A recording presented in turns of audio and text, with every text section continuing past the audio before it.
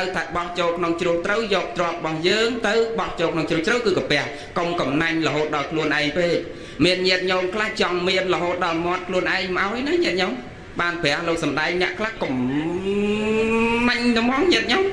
មាត់ខ្លួនឯងមកឲ្យបនមិនធ្វើមាត់ខ្លួនឯងមកទៀតអាហ្នឹងក៏អត់សេចក្តីសុខដែរ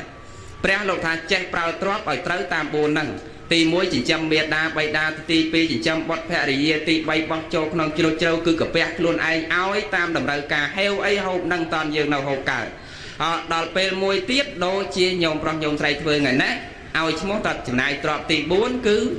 យើងកប់ទុកក្នុងពធរនីគឺការធ្វើបន់ឲ្យទានបន្ទាប់ពីចិញ្ចឹមខ្លួនឯងចិញ្ចឹមកូនចិញ្ចឹមម្ដាយឲ្យដល់ខ្លួនឯងសុខសោកអស់ហើយគឺយើងត្រូវធ្វើបន់ទុកប្រៀបហាក់បីដូចជាញោមធ្វើស្រូវអញ្ចឹង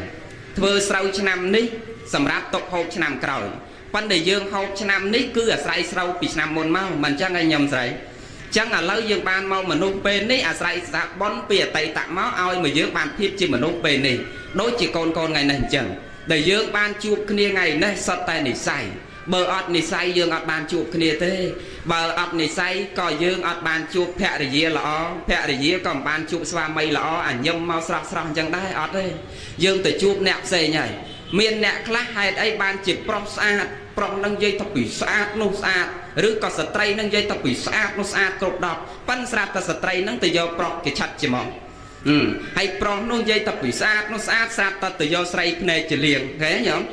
បើស្រីភ្នែកចលៀងឬក៏ស្ត្រីនឹងខ្មៅមិនស្អាតអីចឹងជាដើមហេតុអីបានជាមិនព្រមទៅរកអាស្អាតដូចគ្នាអាហ្នឹងវាសិតតែមានហេតុពីខាងដើមមកបានវាចេញផលមកអញ្ចឹងហេតុអីដូចក្មេងឥឡូវអាត្មាឃើញអាសាគេនិយាយទូរស័ព្ទណានិស្សិតជាពិសេសក្មេងគាត់អាត្មាគេនិយាយរកគ្នាបងស្រឡាញ់អូនបងស្មោះត្រង់ជាមួយអូនកើតជាតិណាបងប្រាថ្នាសូមមកជួបអូនរហូតទោះអូនកើតជាអីក៏ដោយសូមមកបានកើតជាអូនណាអាត្រង់ពាក្យហ្នឹងញោមហ្នឹងទៅណាក៏ដោយអូនកើតជាស្អីក៏ដោយសូមមកបានជួបអូនរហូតបានតែឯងកើតមកជាតិនឹងស្អាតចេះស្រាប់ទៅត្រូវជាមួយនាងកឆាត់ច្មោះឃើញទេអាហ្នឹងវាមានហេតុរបស់វាអញ្ចឹងណាញាតិញោមសត្វហេតុអញ្ចឹងចឹងដែលយើងបានជួបគ្នាថ្ងៃនេះសំរុំទាំងពីរនាក់ល្អទាំងពីរនាក់បានបត់ថ្មីនៅនាវេលាកាសគ្រានេះជាសុភមង្គលមួយសម្រាប់ពុទ្ធជនយើងមានសេចក្តីសុខណាស់សម្រាប់ពុទ្ធជនយើងគ្មានសេចក្តីសុខអីក្រៅអំពីការជួបជុំបងការជួបជុំប្អូនការជួបជុំកូនការជួបជុំចៅការចេះស្រឡាញ់យោគយល់សន្តោសអធ្យាស្រ័យដល់គ្នានឹងគ្នាជាពិសេសអាត្មាសូមប្រែផ្ដាំបន្តិចបងប្អូនដែលនៅក្មេងៗថាក្មេងហើយដឹងតែបងអាត្មាឲ្យអាត្មា30ជាងហើយតន់30ទេនៅហ៎ចឹងយើងចង់បានសេចក្តីសុខសុភមង្គលក្នុងក្រុមគ្រួសារពេលខ្លះយើងមិនទាន់បានយល់អំពីតម្លៃនៃសុភមង្គលក្នុងក្រុមគ្រួសារតើយើងរកវិធីសាស្ត្រអីដើម្បីឲ្យមានសុភមង្គលក្នុងក្រុមគ្រួសារគឺមានន័យតែចាប់ពីពេលនេះម៉ោងនេះតទៅកុំមើលឃើញវិធីសាស្ត្រមានច្រើនតែដំបូងគេគឺចង់មានសេចក្តីសុខរស់នៅជាមួយគ្នារហូតគឺកុំអាសាមើលឃើញនារីណាក្រៅជាងប្រពន្ធយើងដើរទៅក្រៅមើលចុះស្ត្រីណាក៏ដោយមើលឃើញស្អាតគ្រាន់តែសើគេថានាងនឹងវាស្អាតមែនប៉ិនកុំយកមកប្រៀបធៀបជាមួយប្រពន្ធកុំយកមកប្រៀបធៀបទៅងាប់ប៉ិននាងនោះស្អាតអូយស្អាតមើលមកប្រពន្ធឯងងាប់កុំមកចឹងឲ្យសោះនេះទី1ហើយបងអូនស្រីដូចគ្នាចឹងដែរកុំមើលទៅខាងក្រៅឃើញបរោះណាស្អាតយកមកប្រៀបជាមួយស្វាមីយើងកាលណាយកមកប្រៀបគ្នាចេះមួយចង់ពីរអត់បានទេញាតិញោមនៅជាមួយគ្នាអត់បានរហូតទេនេះវិធីសាស្ត្រទី1មួយទៀតយើងត្រូវគិតថាស្វាមីយើងប្រៀបហាក់បីដូចជាទេវបុត្ររីឯបរោះចាត់ទុកភរិយារបស់យើងដូចជាទេពធីតាគ្មាននរណាស្អាតជាងប្រពន្ធខ្ញុំទោះបីប្រពន្ធខ្ញុំរូបមិនសូវល្អប្រហែលគេទោះបីជាប្តីខ្ញុំមិនសូវល្អប្រហែលគេឧទាហរណ៍ទោះបីជារូបគាត់ខាងក្រៅមិនសូវល្អដូចគេប៉ុន្តែគ្មានចិត្តណានាល្អប្រហែលប្តីខ្ញុំទេនៅផ្ទះបងស្រឡាញ់អូនបងស្រឡាញ់កូនបងថ្នាក់ថ្នមអូនបងថ្នាក់ថ្នមកូនបងស្មោះជាមួយកូននៅក្នុងផ្ទះតែចេញក្រៅផ្ទះអានឹងរឿងផ្សេងរបស់បងឧទាហរណ៍ទេណាញោមឧទាហរណ៍ទេបងស្រឡាញ់គ្រប់សពបែបយ៉ាងគ្មាននរណាស្មោះត្រង់ស្មើនឹងប្តីខ្ញុំទេរីឯប្តីក៏ចាត់ទុកប្រពន្ធដូចគ្នាត្រូវមានទំនុកទុកចិត្តលើគ្នាសំខាន់វិធីសាស្ត្រទី2អាត្មាតំនិពន្ធសភៅនឹងបញ្ជាក់ចប់ហើយញោមពេលថ្ងៃអាត្មាសម្ដែងធម៌អត់បានសឹងទេញាតិញោមកាន់មែនតើហើយយប់ឡើងពេលដែលមកដល់វត្តគឺចាប់ផ្ដើមសរសេរសភៅនឹងចិត្តចប់ហើយនិយាយពីការប្រើគំនិត ឆ្នៃខ្លួនអ្នកឲ្យមានតម្លៃប៉ុន្តែវាមានមេត្តាមួយនោះពាក់ព័ន្ធជាមួយសុភមង្គលគ្រួសារដែរអញ្ចឹងវិធីសាស្ត្រទី2ត្រូវគិតថាប្រពន្ធយើងដូចជាទេវទេតាប្រពន្ធត្រូវគិតតែស្វាមីដូចជាទេវបុត្រឲ្យដក់ជាប់ក្នុងចិត្តរបស់យើងជានិច្ចនៅតែប្តីខ្ញុំស្អាតនៅតែប្រពន្ធខ្ញុំល្អនៅតែប្តីខ្ញុំល្អនៅតែប្រពន្ធខ្ញុំល្អមួយទៀតត្រូវផ្ដល់ទំនុកចិត្តឲ្យគ្នាជឿជាក់លើគ្នាប្រពន្ធចេញទៅធ្វើការនៅឆ្ងាយប្រមាណថ្ងៃក៏ដោយប្តីចុះទៅធ្វើការនៅខេត្តកន្លះខែក៏ដោយមួយខែក៏ដោយត្រូវទុកចិត្តតែប្តីខ្ញុំទៅធ្វើការកុំគិតប្រេះផ្ដាស់តែប្តីខ្ញុំទៅឯនេះទៅនោះមិនដឹងទេបែកឯងដឹងទៅយ៉ាងណាទេជួនកាលអាប្តីមកដល់ផ្ទះហើយណាញាតិញោមមានអញ្ចឹងដែលតេសួរអាច្រើនជួនកាលអាប្តីមកដល់ផ្ទះហើយនេះនិយាយពីសុភមង្គលណាអោបនៅនឹងទ្រូងប្តីហើយប៉ុន្តែប្តីអោបនៅនឹងទ្រូងហ្នឹងប្រពន្ធចាប់ដើមគិតងាប់ដៃវាអោបឯងប៉ុន្តែអារម្មណ៍វានៅឯណាទេអញឃើញអត់រកសុភមង្គលសេចក្តីសុខអត់ឃើញអត់មានសេចក្តីសុខទេចឹងត្រូវផ្ដល់ទំនុកចិត្តឲ្យគ្នាជឿជាក់លើគ្នាបងជឿជាក់លើអូនអូនជឿជាក់លើបងស្រឡាញ់អូនអូនស្រឡាញ់បងអូនជាទេពបតាសម្រាប់បងជាទេវបុត្រសម្រាប់អូនកុំមើលឃើញអ្នកណាល្អជាងប្តីប្រពន្ធកូនចៅយើងហើយជាពិសេសវិធីសាស្ត្រទី4គឺកុំនាំភ្លើងពីខាងក្រៅចូលមកក្នុងផ្ទះកុំអាសានាំភ្លើងពីក្រៅចូលមកក្នុងផ្ទះមានន័យយ៉ាងម៉េចមានន័យថាប្រពន្ធដើរចេញទៅក្រៅឧទាហរណ៍ថាប្រពន្ធនៅផ្ទះមិនសូវធ្វើការងារប្តីចេញទៅធ្វើការងារបាត់ប្រពន្ធនៅក្នុងផ្ទះពេលចេញទៅផ្សារទិញម្ហូបស្រាប់មានអ្នកផ្សេងគេប្រាប់ប្រពន្ធណែម្នាងឯងអត់ដឹងទេប្តីម្នាងឯងថ្ងៃមិញខ្ញុំទៅផ្សារស្រាប់ឃើញដុកម្នាងណាអុកខ្ចីលវត្មងប្រពន្ធលឺសូវចាំងខឹងហ៎ខឹងទៅមកប្តីមកដល់ចាប់ប្រើមររឿងឆាវឆ្លុះគ្នាពេញផ្ទះអាហ្នឹងដែលយើងនាំភ្លើងពីក្រៅចូលមកក្នុងផ្ទះចឹងកុំស្ដាប់ពាក្យគេជាងស្ដាប់ប្តីប្រពន្ធខ្លួនយើងមានបញ្ហាអីដោះស្រាយក្នុងសង្គមគ្រួសាររបស់យើងក្នុងសង្គមក្រុមគ្រួសាររបស់យើងចេះដោះស្រាយជាមួយគ្នាចេះយោគយល់ជាមួយគ្នាចេះអធ្យាស្រ័យគ្នាហើយមួយទៀតគឺពេលដែលយើងមានបញ្ហាកុំប្រើហិង្សាយើងនិយាយគ្នាដោយសន្តិវិធីហើយជាពិសេសអាផ្ដាំមកហើយបើអត់ទាន់មានកូនអត់អីទេឥឡូវយើងមានបុត្រហើយពេលដែលមានបុត្រអញ្ចឹងគ្នានៅតូចអញ្ចឹងប្រៀបហាក់បីដូចជាកាមេរ៉ាមួយអញ្ចឹងឬប្រៀបហាក់បីដូចជា record មួយអញ្ចឹងខួរក្បាលគ្នាណាសំបីតែអាត្មាទេអញ្ចឹងគ្នាស្ដាប់អត់ទាន់ដឹងអីប៉ុន្តែវាថតទុកហើយបាទសំបីតែនៅក្នុងផ្ទៃយើងក៏អាចថតទុកបានដែរមានអ្នកខ្លះគេថាកូនខ្ញុំកើតមកចាំជាតិមិនមែនចាំជាតិទេឧទាហរណ៍តាកាលម្ដាយពោផ្ទៃនៅជាមួយអ្នកម៉ែនិយាយរឿងជីតាមកហោហែតែជីតាកូនឯងល្អចេះរៀបរាប់ប្រាប់កូននៅណែកូនពងពោផ្ទៃនៅហ្នឹងកូននៅខាងក្នុងផ្ទៃនោះវាស្រាប់បានទាំងអស់ដល់ពេលកូនកើតមកចេះនិយាយស្រាប់តែនិយាយពីជីតាវានៅណែដូចម៉ែវានិយាយថាកូននឹងដឹងជាតិមិនមែនទេកូននឹងវារៀខតទុកអាត្មាទេថ្ងៃនេះក៏កូនរៀខតទុកដែរចឹងជាពិសេសពេលដែលយើងឆ្លោះគ្នាបើសិនជាខានមិនបាននិយាយគ្នាវាមិនសូវផ្អែមលឺបន្តិចឬក៏មានពាក្យអក្សរខ្លះនិយាយដាក់គ្នាខ្លាំងក៏ដោយតិចក៏ដោយកុំនិយាយឲ្យកូនលឺឬលើកយកនៅពធដែលជាពុទ្ធអាវាទនិងពុទ្ធបញ្ញត្តិរបស់ព្រះសម្មាសម្ពុទ្ធបរមគ្រូជាអង្គម្ចាស់នៃយើងមកសម្ដែងចែកជូនញោមញាតពុទ្ធបរិស័ទសាធុស័ព្ទប្រុសស្រីនិងសម័យផ្ដើមទានប្រធានអ្នកផ្ដើមបន្តដើម្បីបានសម្ដាប់ស្រាប់យកនៅចំណែកផលអានិសង្សទៅតាមនិស័យជ្រះថ្លារៀងខ្លួនដែលឡែកនាវេលាឱកាសល្ងាចថ្ងៃនេះគឺស្ថិតក្នុងសង្គមក្រុមគ្រួសារបុត្រធីតាប្រុសស្រីនៃលោកខៀវគីនីតនិងអ្នកស្រីពីងប៊ុននីជាប្រធានបានស្រស់ស្រួលមុំមតិគ្នាជាឯកច្ឆន្ទផ្ដើមនឹងប្រព្រឹត្តធ្វើនៅកិច្ចកម្មវិធីបុណ្យមួយដែលយើងឲ្យឈ្មោះហៅថាពិធីបុណ្យរីករាយបង្កក់ចៅស្រីណាថ្ងៃមង្គលសិរីសួស្តីដែលកម្មវិធីនេះប្រព្រឹត្តទៅនៅនឹងគេហដ្ឋានភូមិបប្រក់ខាងជើងសង្កាត់កកាខណ្ឌពោធិ៍សែនជ័យរាជធានីភ្នំពេញកម្មវិធីប្រព្រឹត្តទៅនៅនឹងថ្ងៃសុក្រទី2ខែមករាឆ្នាំ2015តម្រូវត្រូវនៅថ្ងៃ13កើតឆ្នាំខែបោះឆ្នាំមីឆស័កពុទ្ធសករាជ2558ចឹងទេញោមញាតប្រុសស្រីទាំងអស់គឺយើងបានដឹងដំណឹងឬនឹងជ្រាបគ្រប់គ្នាអស់ហើយថាថ្ងៃនេះគឺម្ចាស់ផ្ដើមទានប្រធានអ្នកផ្ដើមបុណ្យមានឧបាសកខៀវខេនីតនិងឧបាសិកាពីងប៊ុននីជាប្រធានបានស្រស់ស្រួលមូលមតិគ្នាជាឯកច្ឆន្ទលះបង់នៅហេរញ្ញៈលុយកប្រកាសនៅពេលវេលាដ៏មានតម្លៃដើម្បីប្រារព្ធនិងប្រព្រឹត្តធ្វើនៅកិច្ចកម្មវិធីបុណ្យមួយដែលយើងឲ្យឈ្មោះហៅថាពិធីខួបកំណើត nè ri ngày khu cầm nào được ôn sâu thọ bạc mình trong đó nhiệt nhau ri không ngày khu cầm nào tham ra tê nhiệt nhau và thật chôn dương nè na có đôi nè nà lực lên tại tham tê kéo kia tham nè na có đôi nè nà áo từ miền bọt màu miền côn miền trao đây của sâu màu cứ dương chia mặt đai chia bốc sờ bài chất này ri này hay rương sờ bài chất nên mình men tay trâm mà đại ở bốc bằng ca rồi bọc côn này chia vì sai cứ lục dây độc ta đang tay mà đòn chẳng bàn cọt đạn tha bị thi bằng cọ chào say men bị thi bằng cọ côn say để chẳng miền đây tờ dây hay người ta nè điệp trong cầm vào bị thi nâng dây ta sờ lánh chiên mà đại ở bốc mình chẳng ngay gì sờ lánh khlang ấy bàn đại tha bị thi bằng cọ chào say chẳng biệt chẳng cọt tha ọt khó tề tham mai sờ lánh côn trâm tầm mà tao ấy tại bờ sân đòi cháu sờ lánh lần cùng bay tận đọc tháng men nhom tiểu sờ lánh lơ mà đại lơ bốc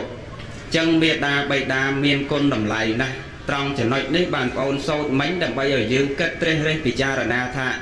cao bị môn cao bị côn từng óc nơi chỉ côn bom nẹm mà đài cao bị côn nơi chỉ côn bom nẹm mà đài nơi chỉ côn bom lục ở bốc dương ấp toàn đăng tùng hôm nay tất chất bom nẹm mà đài lục ở bốc lục miên đầm lại quan na thế to tại pe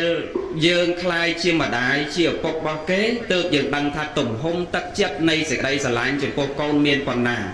cao bị muốn dương nơi côn cót dương ấp toàn đăng tha ta thiệp chia mà đài chia bốc bao kế là bạc quan na pe để dương miên côn bằng dương chập ram đăng tha tùng hôm nay sẽ đây sẽ lại để nhông sẽ lại chỉ bốc côn mà đài nhông sẽ lại chỉ bốc nhông đôi kia chẳng bắt một côn bàn từ na nợ côn từ na ở lật côn nãy cao bị tâm po tên toàn ban và sau khơi một đăng ao vi vol quần ná nó nè đăng là vol quần nà nãy ở côn là lớn sơ ấy thế miền cây mơ là chạm đẹp phân bờ chắc vì môn nó ở bọc ở mặt prap để tiền prap bờ thang bờ pôn qua bọc tây ná lô cồn pề mai còn anh bọc tây dây kỳ âu nâu xiêm tới tranh tật vương ca bắt mau với tuột bay ọt bay cả đôi thao bọc bờ pôn hay chập đầu này dây tao cồn dương prong hay say ồn hay bờ cao mau mốc cắt mỏ nhóm mày cắt thổ anh pan bạch mốc cắt mỏ nhóm mới pan sạch cắt thể anh nhá hiện so tích spy cắt thổ anh trong pan mốc cắt mỏ nhóm cái nhom con cu hai bắt toàn khơi một cồn vào ní tùng hôm nay sẽ đây sẽ lành bỏ cọt mau bị vư ca với hot nơi heo hot o cầm lan chưa chia dần na cả đôi ao tờ ban khơi một của con ban khơi một cồn đôi bàn nằm ở sập tập bị than na màu trắng men gì nhom nghĩ ạt ma sờ lom hào giấy ọt lời nhật nhom chứ nhật nhom pe class miền lục ta mà nè nó sọt ạt ma nó quát ở dụ chặt cùng bay à pan bà kẻ hao ta tàu na có thầm đằng ta tàu na thầm đằng pan bà hao pu ta na pu nghĩa mà nhầm xếp muôi pu ta này ta nọ bà hao pu ở nhầm đó pan bà hao tam nghề về đôi kia thằng ông nhiệt nhau mai nè ná trong trang nhiệt nhau mơ nè ná trong chạc la on thế trong tể rung riêng miên chỉ vật sọc cả đông rung mình đi chụp chung bong ôn côn trao đôi ngày nâng chân sự phép mình cô nâng sẽ đầy sọc cả miên ní chi chùm non mùi sầm ráp ở dương cục nia cất tre bị cha là thà ca bị món ôn từ tua ôn say mót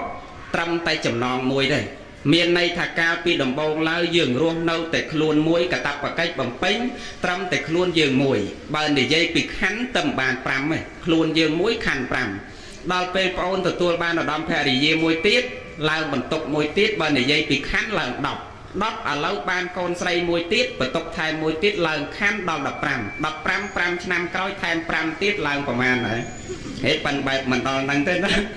à lâu con mình sau đó đôi giường chả tê nhồn chả cà bị món bà tha cót cà hái sạch tà pi tần đọc ấy nó nhật nhóc nè clap pi tần đọc buồn tần đọc việc miên say quỷ dí nhật nhóc việc à lâu ní kì miên vì thi sạc bò kế bởi chạy nhật nhom thà miên sẽ cái đây sọc ấy đòn năng tê tê sầm rạp của thuật trường dương nhật nhom sẽ cái đây sọc bóng mà nung dương cứ biên ca chuột chung năng kiệt ca ban sẽ cái đây sọc đây chuột bà pôn chuột bà đây xà lanh bà pôn xà lanh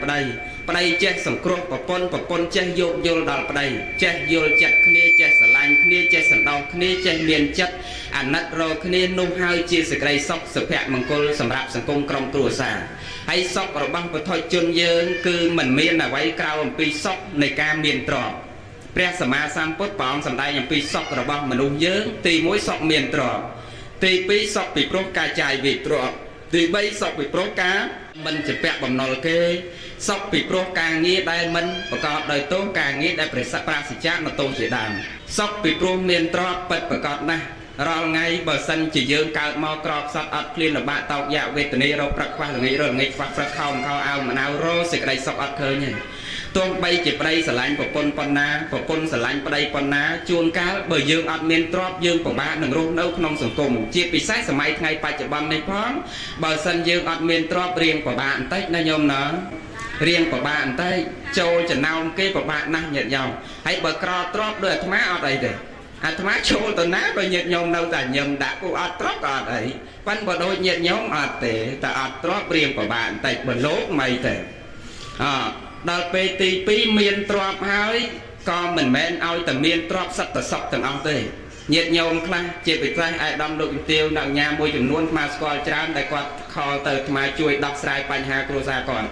ពេលខ្លះគាត់មានទ្រព្យរាប់សែនរាប់ម៉ឺនដុល្លារវិឡាគ្រប់កន្លែងប៉ុន្តែគាត់មានតែទ្រព្យតែគាត់អត់សំណុកផ្លូវចិត្តរបស់គាត់មានបញ្ហាអ្វីមួយដូច្នេះបានអាត្មាបញ្ជាក់ថាមិនមែនគ្រប់អ្នកមានទ្រព្យទាំងអស់សុទ្ធតែបានសុខអត់ទេញាតិញោមពេលខ្លះគាត់មានវិបត្តិផ្លូវចិត្តរបស់គាត់កើតបញ្ហានេះបញ្ហានោះកើតមានដូច្នេះសេចក្តីសុខមិនប្រកាសថាមានទ្រព្យទើបយើងបានសុខទេប៉ុន្តែព្រះលោកសម្ដែងថាទី1អ្នកចង់បានសុខត្រូវតែស្វែងរកទ្រព្យឲ្យមានទ្រព្យកាលណាមានទ្រព្យហើយចង់បានសុខតើតែយើងចេះប្រើទ្រព្យនឹងឲ្យត្រូវតាមកាលតាមវេលាទៀតអ្នកខ្លះមានទ្រព្យអត់ចេះប្រើទ្រព្យទេកាលណាយើងអត់ចេះប្រើទ្រព្យនាំសេចក្តីទុក្ខដល់យើងដែរមិនបានអាត្មាថាចឹងឧទាហរណ៍ញោមពាក់កវលសត្វតពេជ្រត្បូងពេជ្រមកតឡំខ្សែកពាក់ស្រែកដៃស្រែកជើងហើយដើរទៅប្រៃភ្នំម្នាក់ឯងពាក់សកវលសខ្សែកពេជ្រណាញោមអាហ្នឹងដែលយើងអត់ចេះប្រើទ្រព្យជួនកាលដើរទៅកន្លែងស្ងាត់ពាក់កវលពេជ្រខ្សែកពេជ្រចោលវាញឹមដាក់ណាញោមហើយតែញឹមដាក់យើងរងគ្រោះឃើញទេចឹងមានន័យព្រះលោកសំដែងមានន័យថាយើងមានទ្រព្យឲ្យចេះប្រើទ្រព្យទៀតដូចជាញាតិញោមពុទ្ធបរិស័ទញោមប្រុសញោមស្រីបុត្រធីតាប្រុសស្រីថ្ងៃនេះឈ្មោះថាយើងមានទ្រព្យហើយយើងចេះប្រើទ្រព្យចេះប្រើទ្រព្យការប្រើប្រាស់ទ្រព្យមាន4ទី1ដោះបំណុលចាស់ណែកូនដល់ពេលហើយកាលពីពុកនិងប៉ានិងម៉ាក់របស់យើងចិញ្ចឹមយើងឲ្យឈ្មោះថាលោកយកទ្រព្យលោកទៅដោះបំណុលថ្មីគឺចិញ្ចឹមយើងដែលជាកូនប្រុសស្រីដល់ពេលយើងមានទ្រព្យយើងយកទ្រព្យរបស់យើងដោះបំណុលចាស់ដល់ពេលដែលយើងត្រូវចិញ្ចឹមម្ដាយឪពុកម្ដងកាលពីយើងនៅពីក្មេងលោកលំបាកណាស់កាលពីម្ដាយឪពុករបស់យើងចិញ្ចឹមយើងលោកយកទ្រព្យរបស់លោកមកចិញ្ចឹមយើងហៅថាយកទ្រព្យដោះបំណុលថ្មីគឺចិញ្ចឹមយើងដែលជាកូនចៅប្រុសស្រីដល់ពេលយើងឥឡូវនេះយើងជាកូនចៅរបស់គាត់យើងរឹងដៃរឹងជើងលោករៀបចំឲ្យមានគូសកលភរិយាស្វាមីបុត្រត្រូវតែរៀនរស់ដោយខ្លួនឯងប្រើគំនិតបណ្ដោះគំនិតអភិវឌ្ឍគំនិតបង្កើតគំនិតខ្លួនឯងរៀនរស់ដោយសមត្ថភាពខ្លួនឯងមានចំណេះដឹងរៀនរស់ខ្លួនឯងបង្កើតអាជីវកម្មរកស៊ីខ្លួនឯងដល់ពេលយើងមានទ្រព្យយើងយកមកចិញ្ចឹមម្ដាយឪពុករបស់យើងវិញម្ដងហៅថាដោះបំណុលចាស់នេះការចេះប្រើទ្រព្យទី2មួយទៀតគឺបោះចូលក្នុងជ្រោះជ្រៅគឺកាពះយើងគ្រប់គ្នាជ្រោះនឹងជ្រៅអត់មានអ្នកណាដែលចេះបោះពេញទេញាតិញោមមានពីណាដាក់ពេញទេញាតិញោមវាអត់វាដាក់ទៅប៉មមកវិញក្រៅពីប៉មបានវាមិនពេញនោះណាញាតិញោមអញ្ចឹងអត់ពេញទេកន្លែងហ្នឹងយើងដាក់អត់ពេញឲ្យតែបោះចូលក្នុងជ្រោះត្រូវយកទ្រព្យរបស់យើងទៅបោះចូលក្នុងជ្រោះជ្រៅគឺកាពះកុំកំណាញ់រហូតដល់ខ្លួនឯងពេកមានញាតិញោមខ្លះចង់មានរហូតដល់មាត់ខ្លួនឯងមកឲ្យណាញាតិញោមបានព្រះលោកសំដែងអ្នកខ្លះកំណាញ់ត្មងញាតិញោមមាត់ខ្លួនឯងមកឲ្យបន់មិនធ្វើមាត់ខ្លួនឯងមកទៀតអាហ្នឹងក៏អត់សេចក្តីសុខដែរព្រះលោកថាចេះប្រើទ្រព្យឲ្យត្រូវតាម4ហ្នឹងទី1ចិញ្ចឹមមេដាបៃតាទី2ចិញ្ចឹមបុត្រភរិយាទី3បោះចូលក្នុងជ្រោះជ្រៅគឺកាពះខ្លួនឯងឲ្យតាមតម្រូវការហេវអីហូបនឹងតនយើងនៅហូបកើតដល់ពេលមួយទៀតដូចជាញោមប្រុសញោមស្រីធ្វើថ្ងៃណាឲ្យឈ្មោះតចំណាយទ្រព្យទី4គឺយើងកប់ទុកក្នុងពធរណីគឺការធ្វើបន់ឲ្យទានបន្ទាប់ពីចិញ្ចឹមខ្លួនឯងចិញ្ចឹមកូនចិញ្ចឹមម្ដាយឲ្យដល់ខ្លួនឯងសុខសោភអស់ហើយគឺយើងត្រូវធ្វើបន់ទុកប្រៀបហាក់បីដូចជាញោមធ្វើស្រូវអញ្ចឹងធ្វើស្រូវឆ្នាំនេះសម្រាប់ទុកហូបឆ្នាំក្រោយប៉ុន្តែយើងហូបឆ្នាំនេះគឺអាស្រ័យស្រូវពីឆ្នាំមុនមកមិនអញ្ចឹងឯងញោមស្រីអញ្ចឹងឥឡូវយើងបានមកមនុស្សពេលនេះអាស្រ័យសហបន់ពីអតីតមកឲ្យមកយើងបានភាពជាមនុស្សពេលនេះដូចជាកូនថ្ងៃនេះអញ្ចឹងដែលយើងបានជួបគ្នាថ្ងៃនេះសុទ្ធតែនិស្ស័យបើអត់និស្ស័យយើងអត់បានជួបគ្នាទេបើអត់និស្ស័យក៏យើងអត់បានជួបភរិយាល្អភរិយាក៏មិនបានជួបស្វាមីល្អអញញឹមមកស្រស់ស្រស់អញ្ចឹងដែរអត់ទេយើងទៅជួបអ្នកផ្សេងហើយ miền nẹt khá hay ấy ban chỉ prong sát prong nâng dây tập bị sát nô sát rứ có sợi trai nâng dây tập bị sát nô sát cột đọt pan sát ta sợi trai nâng từ do prong cái chặt chỉ mong hay prong nâng dây tập bị sát nô sát ta từ do sợi này chỉ liền thế nhở vào sợi này chỉ liền rứ có sợi trai nâng mau mình sát ấy chẳng chỉ đàn hay ấy ban chỉ mình phỏng từ họ sát đôi khi nông về sát từ miền hay pi khẳng đào mau ban bị tranh phò màu chẳng hay ấy đôi khmer nhà lâu mà khơi nhà xa cái dây tù sạp nó này sạch chứ biết chắc mình còn đặt mà cái dây ở cái này bong sờ lạnh ôn bong smart trong chỉ môi ôn cao chiết na bong bật na xô người chụp ôn là hốt tuột ôn cao chỉ ấy cả đôi xô mà bàn cao chỉ ôn nó là thoáng biển năng nhau mày tàu na cả đôi ôn cao chỉ xây cả đôi xong mà bàn chụp ôn là hốt ba là ai cao mọi chiết đang sạch chứ xẹp từ thầu chỉ môi niên cái chặt chỉ mong khơi nhé anh đang vì miền hai bằng miền trắng nó nhận nhau sát hai chẳng để dương ban chụp kia ngày nay xong rôm từng pi nét lọ từng pi nét ban bọt mày nên điều liệt cả cái này chia sổ hẹn bằng cồn môi sầm rạp của thôi chôn dương miền sẽ đây sọc na sầm rạp của thôi chôn dương miền sẽ đây sọc ấy cao bằng pi cài của chụp chùm bóng ca chụp chùm pôn ca chụp chùm côn cha chụp chùm cháu ca chất sờ lạnh dục vô sần đo hạt chia sài đo kia nè kia chia bị sai mà xong phải đam tết pôn này nơi khmei thật khmei hay đang ở pôn là mà sàm chiên hay toàn sàm thế nơi chân dương trong ban sẽ đây sọc sụp hẹn mà cô nông trong cua xả pel khla dương mình toàn ban vô làm pi đầm lấy nay sụp hẹn mà cô nông trong cua xả tao dừng ro vị thi xa ấy đầm bay ở miền sụp hẹn mà cô nông trong cua xả cứ miền này tại chắp bị pê này màu này to từ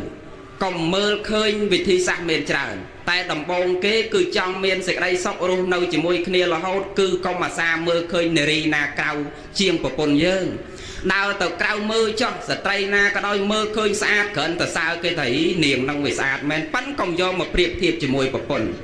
công do một priệp thiệp từ ngọ phần niềng nó xa đôi xa mơ mọc của pôn anh ngọ công mà chăng là sao nấy tì mùi hay bọn sấy đôi kia chẳng đại công mơ từ hàng cao khơi bỏ ra na sát do một priệp chỉ môi xòa mày dường cả nay do một priệp kia che môi cho pi ọt bàn tới nhẹ nhõm nơi chỉ môi kia bàn là hồ tệ nấy vị thi sạc tì mùi tiệt dương trâu cất tháp xòa mày dương priệp hạc bày đôi chỉ tê bộ bọt rí ạt bỏ ra chặt tốc hạ để dìa bằng dương đôi chỉ tê bạch thị đà không yên là na sát chiêng của con nhom tuột bay của con nhom rụp mình sâu lọ và hai cái tuột bay chỉ ở đây nhom mình sâu lọ phải cái tia họ tuột bay chỉ rụp có hàng cao mình sâu lọ đôi cái bàn tay miên chắc là na lọ và hai đây nhom ấy nâu te bong sờ lạnh ôn bong sờ lạnh côn bong nặng nòm ôn bong nặng nòm côn bong smart chỉ mùi côn nọc nòng te tại tranh cao te năng rương xây bọc bong ở tia họ thế nói nhổ tia họ đây bong sờ lạnh cột sạp bạc giang miên là na smart tròn mau nâng đây nhom thế ri ai đây có chặt tốc của con đôi khi trâu miên tủng nốc tốc chặt lời khiสำคัญวิธีสังติปีอัตมาตำหนิปนสภาวนั่งปัญจจอบไปหยงเปลทั้งไงอัตมาสดาวสำได้ทออัตบานสังได้หยัดหยงกันเหมือนแต่นายยกล้างไปดำมาดาววัดคือจับดำแต่ใส่สภาวนั่งจัดจอบไปในยัยปีกาปลากำนัดในครูเนี่ยเอาเมียนดำไหลปั้นใต้ไปเมียนแต่กามวยนุ๊กแปะก้อนจิมวยสะแพงคนครัวซาได้จังวิธีสังติปีถือกัดทับปนเยอะโดยจิตเตติดาปนถือกัดแต่สวาไม่โดยจิตเตวบอดเอาดอกจอบขนมจัดบางยืงจิไหนเน่าตับไปขยำสาเน่าตับปนขยำหล่อเน่าตับไปขยำหล่อเน่าตับปนขยำหล่อ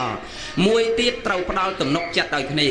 chưa chẹt lời khné, và pôn tranh từ thưa ca nơi ngay và mang ngay cả đói, đây trong từ thưa ca nơi khai cả lát khai cả đói mà khai cả đói, trâu tốc chất tập đây nhom từ thưa ca, cùng kết đây ra tập đây nhom từ nay từ non đăng tê bài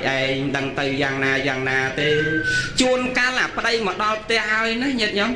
miền giang đại tê suột mà chào chuôn ca là đây mà đo tê hai, nên vậy bị sập hẹ mà cô lớn. ao nâu nâng trung vào đây hai phần đây ao nâu trung nâng của con chập vào kịch ngọt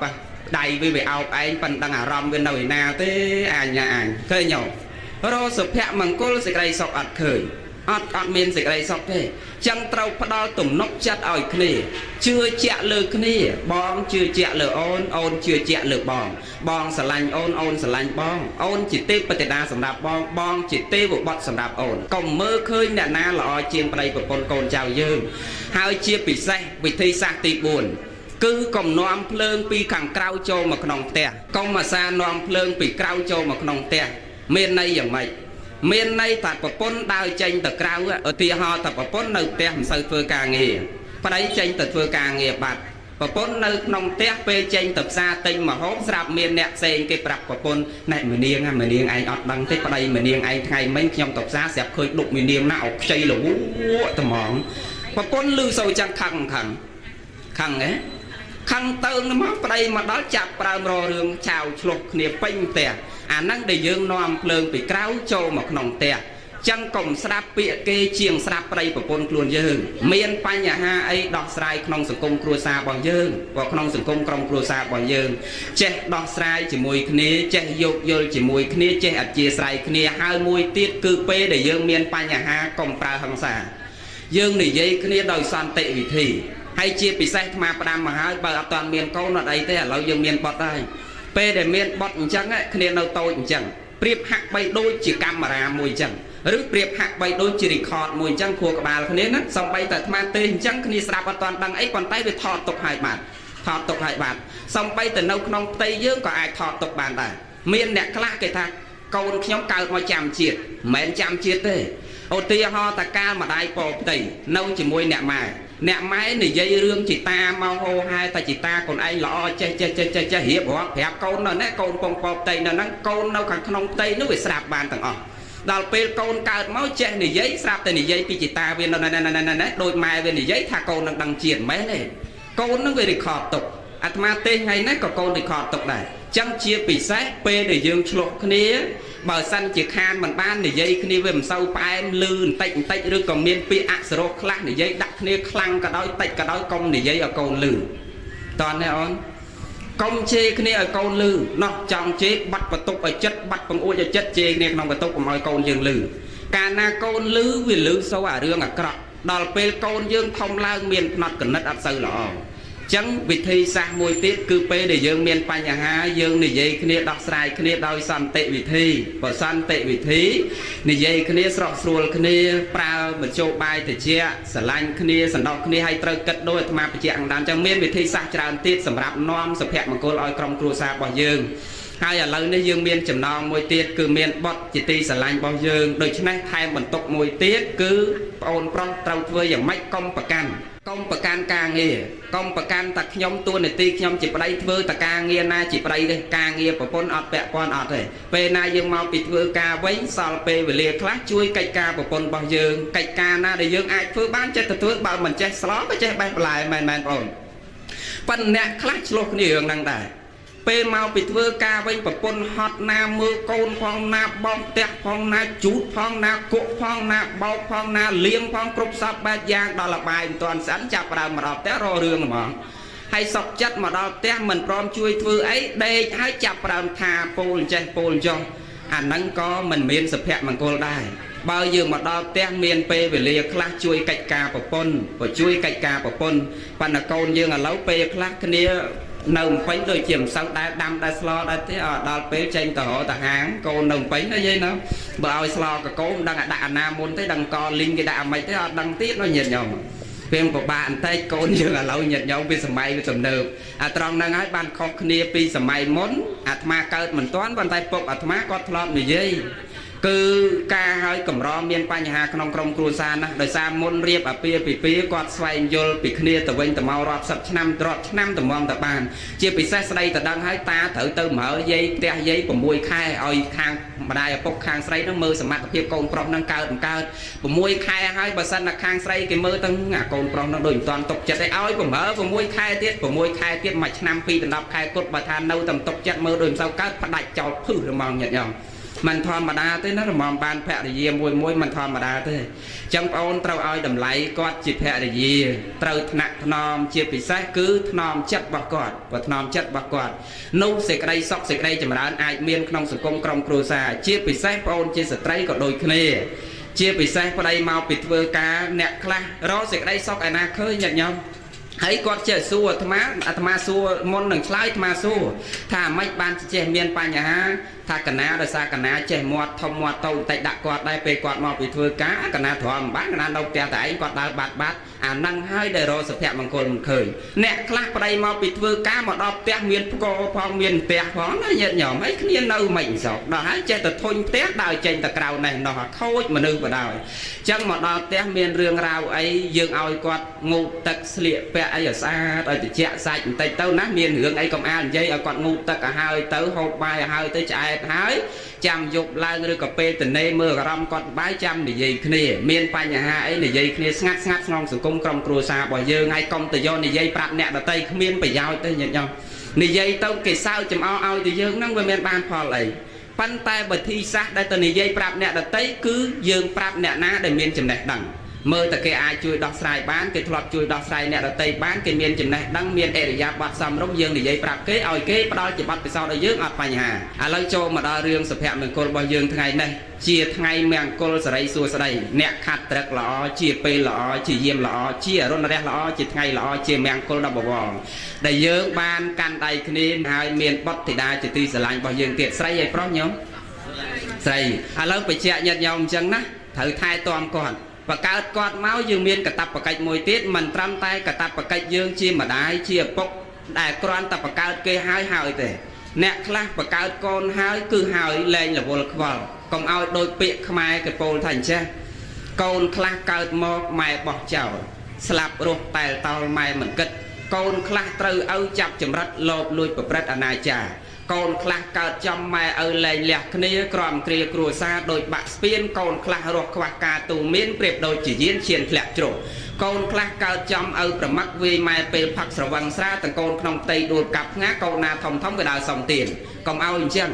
ដែលកូនគេលើកដៃសំពះសុំអ្នកដតីតាមសញ្ញាផ្លូវមកពីអីមកពីម្ដាយឪពុកបង្កើតហើយចោលគ្នាដោយសត្វធាតុបានជាគ្នារសុខរសុភមង្គលមិនឃើញអញ្ចឹងកតបកិច្ចយើងជាម្ដាយជាឪពុកមិនមែនត្រឹមតែបង្កើតហើយយើងអត់មានអ្នកតួនាទីគ្រប់គ្រងអត់ទេត្រូវតែគ្រប់គ្រងគ្នាតាំងតែពីកើតរហូតដល់គ្នារៀបចំឲ្យមានគូសកលភរិយាស្វាមីបុត្របើនៅបរទេសកាលណាអាយុ8ដល់10អាហ្នឹងម្ដាយឪពុកគេលែងសូវខ្វល់ហើយគេលំនឹងខ្លួនគេប៉ុន្តែខ្មែរយើងអត់ទេសំបីតកូនការហើយក៏នៅតកូននៅតែឃុំក្រងរហូតទៅណាក៏នៅតកូនឃុំក្រងរហូតដែរខុសពីបរទេសអាហ្នឹងវាល្អជាង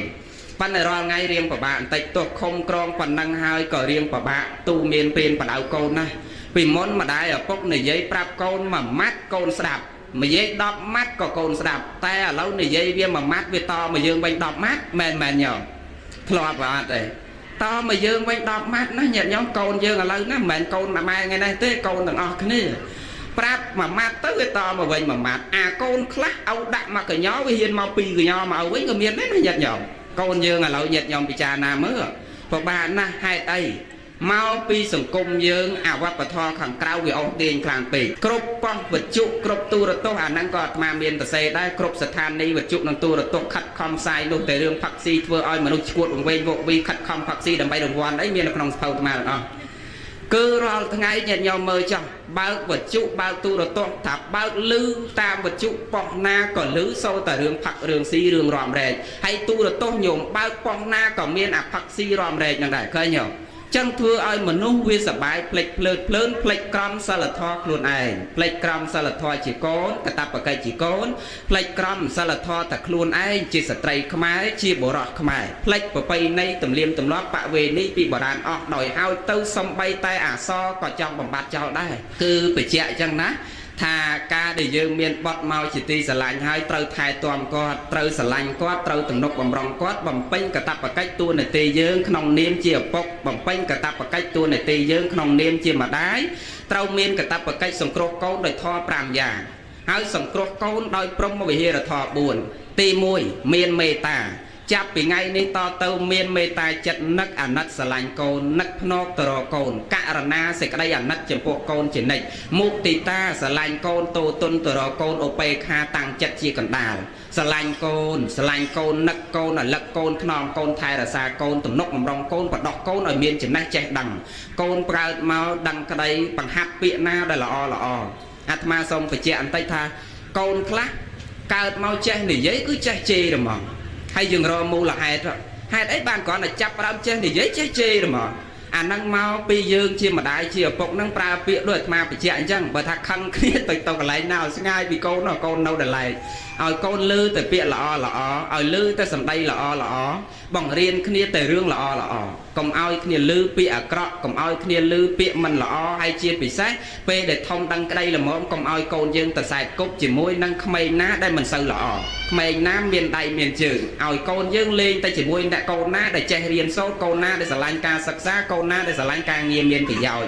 năng ca cục còng sòng cung còng cua sa bao dương miền vị thi sạc xây tiết đầm bay ở miền sọc sập hẹp bằng cột nòng sòng cung còng cua sa đòi miền ca sầm nông pó bị bột bò sạt cục mạch chế thán chỉ bị xét cứ bột tịch cắt khai mạ bò sạt bị chỉ chít Campuchia dưỡng chọn đăng chọn vô lòng pi bởi vì ní này bị thị bọn châu năm tham ấy bởi vì này chỉ thiệt bất tử nhóm nọ ca bảo rốt Campuchia bọn châu năm ní vì mình men miên tại bờ tây Campuchia dương tây mình men miên tại Khmer dương tây đại bảo rốt Campuchia bọn châu năm ní vậy rốt bờ tây ná còn miên bị thị bọn chlong năm không mà năm mà đòn đây cứ cướp chết sa tại bảo rốt Campuchia chlong năm rồi dương hao thập bị thị bọn châu năm tham ấy nó cứ mà năm mà đòn cướp chết sa đời lái play ấy tại Campuchia dương cứ bảo rốt Campuchia châu năm là hốt đo tập bảy đòn không mà năm mà toàn phải chạy bị thị bọn châu năm của bay này chết đấy nhôm á này này vậy bộc hại khẳng đa tịch sần rồiให้ธรรมะนึงไปเจาะลมอัดอัมพีปิธีบอลโจชนำเวกาปิเปนาเมาให้ไอ้บานโดนตายยังปรบกรรมวิธีบอลนึงเวียนเมียนอัฐประโยชน์ไอ้ให้ยังเนี่ยปรบกรรมวิธีนึงเตอเรียบจอมไอ้คลาเธอไม่ยังปรบกรรมวิธีนึงเตอวิจันนังแตงประโยชน์ประเวณีวัปทอเจียดยังให้วิจันนังแตงประโยชน์สำหรับครัวซาบองปอนโกนเจ้าสังคมเจียดยังพร้อมให้เธอเตอวิเต้าตามโกลบ่มน้องระบบโดนตายังพร้อมนี่ยังทั่วระเบียบไม่ดำไปเตาตามโกลบ่มน้องโดนตายยังบแปะบ่รอยังมันซอลกรรมวิธีนั่งตกยังเพราะกรรมวิธีโจชนำนี่เหยียดโยมเตอดังท่าบองปอนชนริมเจเตอดังท่าเหม็นเติบแต่กาเต้กรอนท่าพิธีบอลนี่เวียเหมือนแมนจีบบอลจอมขนมปุตศาสนาได้ปองสำได้ตกขนมใบดอกเต้เหยียดโยมใบเตอมือขนมใบดอกท่าพิธีบอลโจชนำเมียนขนมใบดอกเต้พอเชียบประเวณีเชียดบ่ยังสัตว์สาบเวียเหมือนแมนจีพุทธวจนะได้ปองสำได้ให้ประกาศนิยมท่าเต้าใต้ปรบกรรมวิธีบอลนั่งเต้ให้พุทธบริษัทได้จีเนี่ยการพุทธศาสนาสมัยเดิมเก็บปรบกรรมวิธีโจชนำระเบียบไม่แต่ตัวเทวดาระเบียบไม่ให้ปกเปรียมนิยมปกกันศาสนาเปรียมเก็บปรบกรรมวิธีบอลโจชนำไม่เก็บแต่ตัวเทวดายังไม่ลูกรู้นึงไปเจาะติดเตียดว่านึงไปเจาะลุมอัดอัมปีไก่ออกนั่งตัวบแปะบรอยืงเหม็นแต่ตัวเทวดาโดยคะแนนโยมเตอดังchỉ vì sách cứ sầm mày cóพระพุทธศาสนารีจำเริญโดยปัจจุบันแต่เนื้อแต่เมียนเนี่ยการศาสนาเปรียมโดยเจริญจังประบาดเจวรมันที่ปุ่มเปิลก็ได้ประเนียงอันตรเทวีก็ได้ลุกเฉลี่ยนะยัยทำสมัยสังกอเจ้ายืงบัดยัยมนสมัยเกยลูกอัดบัดสติเนี่ยการพุทธศาสนาเรียบจอมแต่ตัวเทวดาตามใบพุทธศาสนาเตอเนี่ยการเปรียมนิยมเรียบจอมแต่ตัวตามหรือใบแหลกคณะเนี่ยการศาสนาเปรียมนิยมเตอปันได้ลูกเมียนวิธีมุ้ยคือไม่ไปโจลเนี่ยเอาพุทธนิยมก็เต้าเปรียมนิยมก็เต้าในเวเมียนอาปรบแต่ตัวเทวดาใบเปรียมนิยมเลี้ยจะมุ้ยพุทธนิยมนั่งแหนคลักเก็บประกันพุทธนิยมจอมเก็บตัวตามใบพุทธนิยมจอมเตอเนี่ยไงที่เด็ดลูกรู้นไปเจาะมาไปเจาะไปเรือไก่ออกนั่งขันจ้องไปเจาะถ้าปีขังดาวปปหายขังดาวติ๊กเตียนอารมณ์ติ๊กถ้าปีที่บอลฉลองชนำทำไมหรือโจชนำทำไมประเวณีเจียดมวยนั่นคือเกมเมียนโดยยืงยังคือกรบเจียดซานั่นคือเมียนกรรมวิธีบอลโจชนำโดยยืงยังได้กรอนบัตรข้อคือข้อไงคล้ายเปลเลี้ยขนมกาปรบถือไพ่หนึ่งข้อตุ่มเลี้ยมตุ่มล้อประเวณีในการกรบใบบอดบอกเกมเป็นแหลกขนาดเซงโดยโจชนำเนื้อแกงนี้เกถือตำไงตีเกอดปรบใบไงโดยยืงนี่นะเคยเนี่ยเวียข้อเปลเลี้ยข้อไงคล้ายขนมกาปรบนะมนสมัยก็ยังปรบกรรมวิธีบอลโจชน้ำยกตามดำนาจันตะกเตะตามวิธีระบบประจันคือยังโจใครมากระเสจะใครตีมวยให้ดอนละกรอยมอสมัยเกลนี้ยังยกตามดำนาสุริยะกเตะวิญคือยกตามวิธีระบบเปรี้ยติดวิญดำนาระบบเปรี้ยติดวิญยังกำหนดยกใครใจจะใครตีพรำให้ตรึงในใครสกอลคือไงตีดับใบชวนโลดตัวไงตีดับบุญได้เลิกไงหรือปะทายไงต้องเป็นในทางไงได้ยังเต้าปรบชนำนี้วิจารณ์จะมวยชนำตื่นจังเกเลิกไงหรือปะทายไง ចឹងយើងកំណត់តាមសូរិយកតិយើងមកចូលខែចែកវិញដោយខែសកលត្រូវនៅថ្ងៃទី13ឬ14ខែមេសានឹងឯងហើយពិធីបុណ្យនេះវាមានតាំងពីបុរាណមកនឹងក្នុងសិលាចារឹកក៏មានពាក្យសង្ក្រាន្តនឹងដែរប៉ុន្តែពាក្យសង្ក្រាន្តនេះគឺជាភាសាសំស្ក្រឹតទេសង្ក្រាន្តិនេះគឺមកពីប្រទេសឥណ្ឌាទេពាក្យហ្នឹងឥណ្ឌាគេប្រើមុនយើងទៅទៀតយើងឆ្លងតាមវប្បធម៌ឥណ្ឌាទេដែលពាក្យសង្ក្រាន្តយើងយកមកហ្នឹងប៉ុន្តែដូនតាយើងប្រើតាំងពីបុរាណមកហើយយើងមានចានៅសិលាចារឹកក៏មានពាក្យហ្នឹងនៅក្នុងវចនានុក្រមខ្មែរយើងក៏មានប៉ុន្តែគ្រាន់ញាតិញោមដឹងថាពាក្យហ្នឹងសង្ក្រាន្តិហ្នឹងគឺមកពីភាសាសំស្ក្រឹតគឺមកពីវប្បធម៌របស់ឥណ្ឌាដែលគេប្រើពាក្យសង្ក្រាន្តហ្នឹងមុនយើងទៅទៀតនេះញាតិញោមត្រូវដឹងកន្លែងហ្នឹងតិចដែរវាមិនមែនពាក្យសង្ក្រាន្តហ្នឹងយើងប្រើជារបស់យើងជាកម្មសិទ្ធិផ្ដាច់មុខរបស់យើងញាតិញោមណាហើយពិធីបុណ្យចូលឆ្នាំនេះវាមានវ័យចំណាស់ណាស់ញោមតាំងពីសតវត្សទី7ម្លេះនៃពុទ្ធសករាជ1181នៃគ្រិស្តសករាជ637ដូចជានៅក្នុងវចនានុក្រមខ្មែរយើងភាគ1វចនានុក្រមមុនញាតិញោមវចនានុក្រមឆ្នាំ1960ជាងវចនានុក្រមភាគ1ហ្នឹងមានបច្ចៈមានបច្ចៈដែរវចនានុក្រមខ្មែរយើងភាគ1ដូចជាទំព័រ152ទំព័រ152ភាគ1វចនានុក្រមភាគ1ទំព័រ152មានបច្ចៈក្នុងកិច្ចនៃពិធីបុណ្យចូលឆ្នាំនឹងពាក្យសង្ក្រាន្តអីហ្នឹងក៏មានបច្ចៈនៅក្នុងហ្នឹងដែរឥឡូវយើងមិនបាច់និយាយរឿងពាក្យសង្ក្រាន្តហ្នឹងទេមកចង់បច្ចៈថាពិធីបុណ្យចូលឆ្នាំហ្នឹងគឺទី1ញាតិញោមត្រូវចាំថាពិធីបុណ្យចូលឆ្នាំហ្នឹងគឺមិនមែនប្រពតែខ្មែរយើងទេគឺទូទាំងសកលប្រទេសណាក៏មានចូលឆ្នាំឆ្លងឆ្នាំថ្មីដែរគ្រាន់តែថា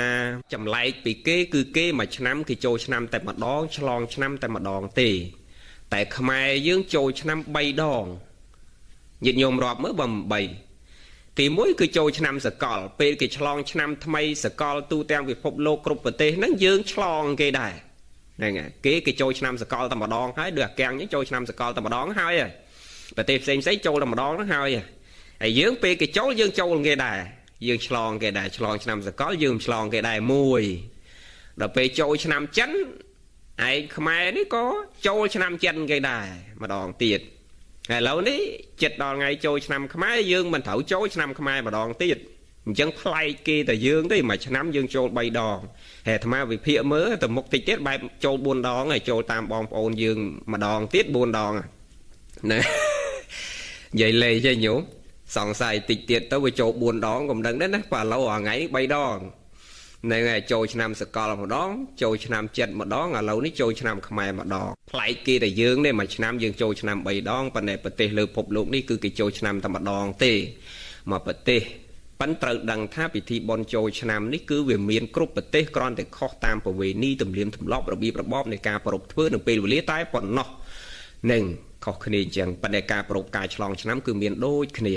ថ្ងៃទី1ដែលជាថ្ងៃមហាសង្ក្រាន្តឬយើងហៅថាថ្ងៃចូលឆ្នាំនឹងមុនថ្ងៃនឹងចូលមកដល់គឺដូនតាយើងគេរៀបចំផ្ទះគេបោសសម្អាតផ្ទះគេកើបអាចមន់កើបអាចគោគេរៀបចំបោកបត់បែនខោអាវរៀបចំទុកដាក់ផ្ទះសម្បែងកាប់ឆ្កាព្រៃដែលនៅជុំវិញផ្ទះស្បុកស្មាតនឹងឲ្យស្អា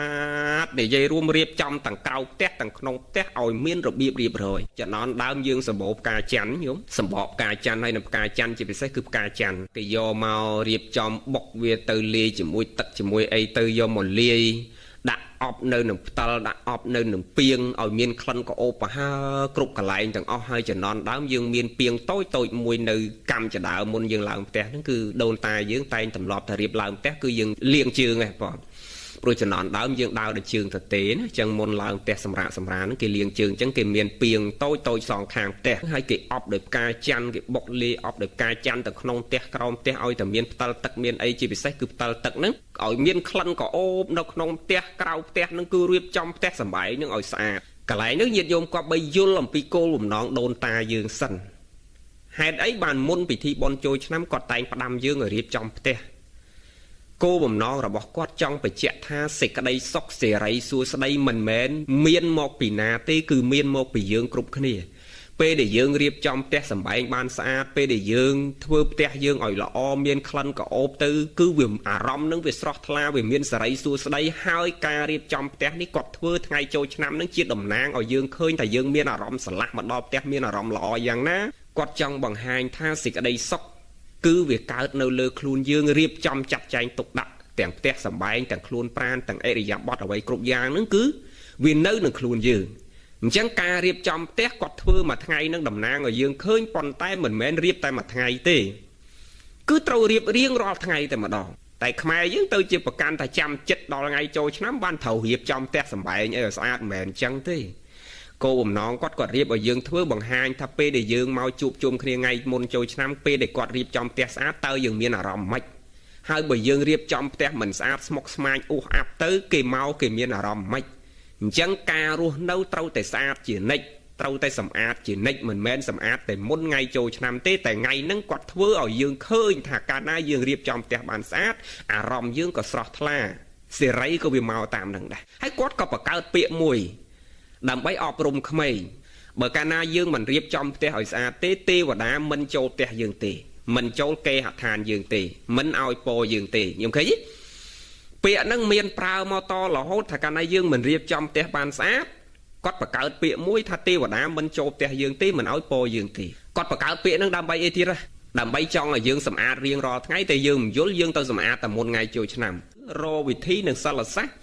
ក្នុងការកំឡាយើងបញ្ជាក់ប្រាប់យើងថាបើមិនសម្អាតទេទេវតាអត់មកផ្ទះយើងទេអត់មកឲ្យពរអត់មកឲ្យសិរីសួស្តីទេតែធៀបពិតសិរីសួស្តីមិនមែនទេវតាគេមកឲ្យពរយើងតលផ្ទះយើងស្អាតទេរុក្ខទេវតាក្តីអាកាសទេវតាបៃភូមិទេវតាក្តីគឺគេកត់សម្គាល់លើបុគ្គលដែលបានប្រព្រឹត្តល្អដោយកាយទ្វាវចីទ្វាមโนទ្វាមិនមែនល្អនៅនឹងយើងរៀបចំផ្ទះស្អាតហើយយើងដើរជេរបចោគេទេវតាណាគេមកឲ្យពរយើងណាគឺសំខាន់នៅលើខ្លួនយើងអ្នកប្រព្រឹត្តហើយយើងធ្វើអីគេដឹងនឹងអស់ហ្នឹងកិច្ចទី1ដែលយើងត្រូវយល់ថាមុនថ្ងៃចូលឆ្នាំមកដល់គឺដូនតាយើងរៀបចំផ្ទះសម្បែងគឺចង់បញ្ជាក់ប្រាប់យើងថាសេរីសួស្តីនៅពេលដែលយើងរៀបចំផ្ទះបានស្អាតបាត់គឺសេរីវាមកឯងហើយមិនមែនរៀបចំតែថ្ងៃមុនចូលឆ្នាំទេគឺយើងត្រូវរៀបចំគ្រប់ពេលគ្រប់វេលានៃការរស់នៅប្រចាំថ្ងៃបញ្ជាក់កាត់សេចក្តីនៃរូតមកដល់ពេលថ្ងៃចូលឆ្នាំមកដល់ដែលយើងហៅថាថ្ងៃមហាសង្ក្រាន្តឬថ្ងៃចូលឆ្នាំថ្ងៃទី1នឹងឯងទេវតាចុះម៉ោងណាពេលណាអញ្ចឹងគេរៀបចំផ្ទះស្អាតបាតហើយឥឡូវឧទាហរណ៍ថាទេវតាចុះម៉ោង10យប់ឥឡូវយើងថាម៉ោង8ព្រឹកឬម៉ោង9ព្រឹកចុះទេវតាចុះម៉ោង8ព្រឹកចុះនិយាយម៉ោង8ព្រឹកចុះអញ្ចឹងបើទេវតាចុះម៉ោង8ព្រឹកម៉ោង6គឺត្រូវភ្ញាក់ហើយអញ្ចឹងគាត់ត្រូវក្រោកហើយដាស់កូនចៅគាត់ក្រោកទាំងអស់គ្នាក្រោកធ្វើអីអានេះត្រូវបែងចែកទេញោមដូនតាយើងតាមបែបពុទ្ធនិយមគេទទួលទេវតារបៀបម៉េចអញ្ចឹងអ្នកកាន់ពុទ្ធនិយមចំដូនតាយើងគឺគាត់ងូតទឹករៀបចំខ្លួនបានស្អាតបាតហើយគាត់ស្លៀកពាក់សក្នុងថ្ងៃទទួលទេវតាគឺគាត់ស្លៀកពាក់សគាត់ស្លៀកពាក់សស្អាតទាំងប្តីទាំងប្រពន្ធទាំងកូនគាត់អញ្ចឹងទៅមកផ្ទះគ្រួសារគាត់ហ្នឹងគាត់ស្លៀកពាក់សងូតទឹកសិតសក់រៀបចំខ្លួនស្អាតបាតហើយគាត់មកអង្គុយមុខទីសក្ការៈហ្នឹងអាត្មាផ្លេចបញ្ជាក់រឿងដង្វាយនៃការរៀបចំទទួលទេវតារបស់ដូនតាយើងដង្វាយដែលយើងរៀបតាមបែបពុទ្ធនិយមគឺគេមានតែទៀន5ធូប5គឺគ្រឿងសក្ការៈនឹងឯងយើងហៅថាទៀន5ធូប5នឹងគឺគ្រឿងសក្ការៈបូជាហ្នឹងតាមបែបពុទ្ធនិយមណាទឹកស2កែវមកហ្នឹងតែចំណន់ដើមគាត់ប្រើអាផ្តិលតូចណាទឹកយើងធម្មតាហ្នឹងណាញាតិញោមទឹកយើងធម្មតាហ្នឹងទឹកសហ្នឹងមិនមែនស្រាសទេគឺទឹកស2កែវហ្នឹងសងខាងឥឡូវយើងនិយាយកែវចំណន់ដើមវាមិនតាន់មានកែវទេបាទសម័យនេះយើងនិយាយកែវចុះទឹកសសងខាង2កែវមកហើយគាត់រៀបចំពុទ្ធរូបដាក់ខាងក្រោយគ្រឿងសក្ការៈដាក់ពីមុខមានរូបពុទ្ធហ្នឹងតាមបែបពុទ្ធនិយមណាអ្នកពុទ្ធនិយមដែលទទួលទេវតាទីទៀតលោកគ្រូនិយាយពីព្រាហ្មណ៍និយមម្ដងគឺគាត់រៀបអញ្ចឹងពុទ្ធរូបមួយអង្គមកហើយគាត់ដាក់គ្រឿងសក្ការៈទៀន5ធូប5ហ្នឹងនៅពីមុខមកហើយបន្ទាប់មកគាត់រៀបទឹកសពីផ្តិលសងខាងស្វែងស្ដាំមកហើយគាត់មានផ្លែឈើចំណន់ដើមមានផ្លែនេះផ្លែនោះគាត់ចេះតែបេះចេះតែរកមកដាក់តាមអធិស្ឋានរបស់គាត់អញ្ចឹងទៅគាត់មានអីក៏ដាក់នឹងទៅហ្នឹងលើកលែងតែរបស់មិនគប្បីដូចជាជីវិតសត្វហ្នឹងដូចជាឈាមដូចជាលោហិតអីមិនដែលមានទេសម័យបុព្វកាលមិនដែលមានអ្នកណាយកលោហិតមកថ្វាយទេវតាទេយើងទឹមតែសម័យក្រោយនេះទេវាចម្លែកទៅរហូតដល់ឥឡូវនេះឮតែឆ្នាំនឹងមានងៀតកបីងៀតគោឯណាពេញទឹកពេញដីសាច់ទ្រាយណាលោកគ្រូមិនបញ្ជាក់រឿងហ្នឹងទេព្រោះវាហួសហេតុពេកណាស់ហើយគ្រាន់លោកគ្រូចង់បញ្ជាក់សរុបដោយខ្លីមកចង់បញ្ជាក់សរុបដោយខ្លីថាដូនតាយើងគឺគាត់រៀបអញ្ចឹងតាមបែបពុទ្ធនិយមគាត់ដាក់តែពុទ្ធមួយអង្គមកគ្រឿងទៀន5ធូប5នៅពីមុខពុទ្ធហ្នឹងមកជាទីសក្ការៈហើយគាត់ដាក់ ទឹកសពីរកែវផ្លែឈើអីបន្តិចនំណែកអីគាត់ដាក់នំបត់នំអីចឹងទៅគាត់ធ្វើតាមអធិស្ឋានរបស់គាត់ចឹងទៅហើយមូលហេតុអីបានគេដាក់ផ្លែឈើដាក់នំណែកសម័យក្រោយនេះនិយាយថាដាក់នំនេះនំនោះដាក់របស់សែនរឿងនេះរឿងនោះហ្នឹងដូនតាយើងសម័យក្រោយអង្គរនេះសម័យក្រោយអង្គរនេះគាត់គិតពិចារណាថាកុំឲ្យកូនខ្លួនឯងទៅដើរចំហផ្ទះគេមានផ្លែឈើគេមាននំទៅអាកូនតូចដូចថ្មអីកាលនោះមិញឃ្លានណាញោមផ្ទះខ្លួនឯងក្រនោះម៉ែគាត់សែនទទួលទេវតាមានស្អីមានអាទៀន5ទូក5ហើយរូបពុទ្ធមួយស្លឹកមកមួយអង្គមកដាក់មួយអង្គទៅហើយទៀន5ទូក5នេះក៏ដាក់ទឹកសចោល2កែវនឹងឯងហ្នឹងគាត់អត់មាននំណែកអីដាក់ដូចគេទេព្រោះគ្រួសារយើងវាក្រណាញោមដល់ចឹងអាត្មានឹងឃ្លានណានៅក្មេងនឹងឃើញផ្ទះគេមាននំមានអីគេសែនទទួលទេវតាមានផ្លែស្វាយមានផ្លែចេកអីហ្នឹងគេដាក់ពោពីទៅនឹងចិត្តខាងនឹងគេមានផ្លែឈើមានអីនឹងតាំងទៅចំហមទៅឈរលេងជាមួយកូនគេញ៉េះញោះក្បែរគេនឹងគេលោកគេឲ្យនំមួយអញ្ចឹងណាអញ្ចឹងទៅមែនតែនទៅគឺដូនតាយើងគាត់ដាក់ផ្លែឈើដាក់នំណែកដាក់នេះដាក់នោះនឹងដើម្បីឲ្យកូនគាត់ពិសាក្រោយពេលទទួលទេវតាចប់ទេកុំឲ្យកូនវាដើរទៅចំហមផ្ទះគេទេធៀបពិតទៅនោះហើយមួយទៀតដាក់ដើម្បីលំអល្អមើលប៉ុណ្ណឹងទេព្រោះអីបានមកបញ្ជាក់ថាអញ្ចឹងព្រោះញោមត្រូវដឹងថាការសែនទេវតានេះដាក់ស្អីក៏ដោយក្នុងគោលបំណងតែមួយគត់គឺដើម្បីការគោរពគុណចាំអញ្ចឹងដង្វាយព្រះក្តីសែនដូនតាក្តីទទួលទេវតាក្តីក្នុងគោលបំណងតែមួយគឺកិច្ចគោរពគុណម៉ែឲ្យយើងក៏អត់មកទទួលហូបអាហ្នឹងពពុទ្ធក៏អត់មកទទួលផាត់អាហ្នឹងទេវតាក៏អត់ចុះមកទទួលសោយរបស់អស់ហ្នឹងដែរគឺគោលបំណងរបស់យើងដាក់ហ្នឹងតែមួយគត់គឺការគោរពគុណ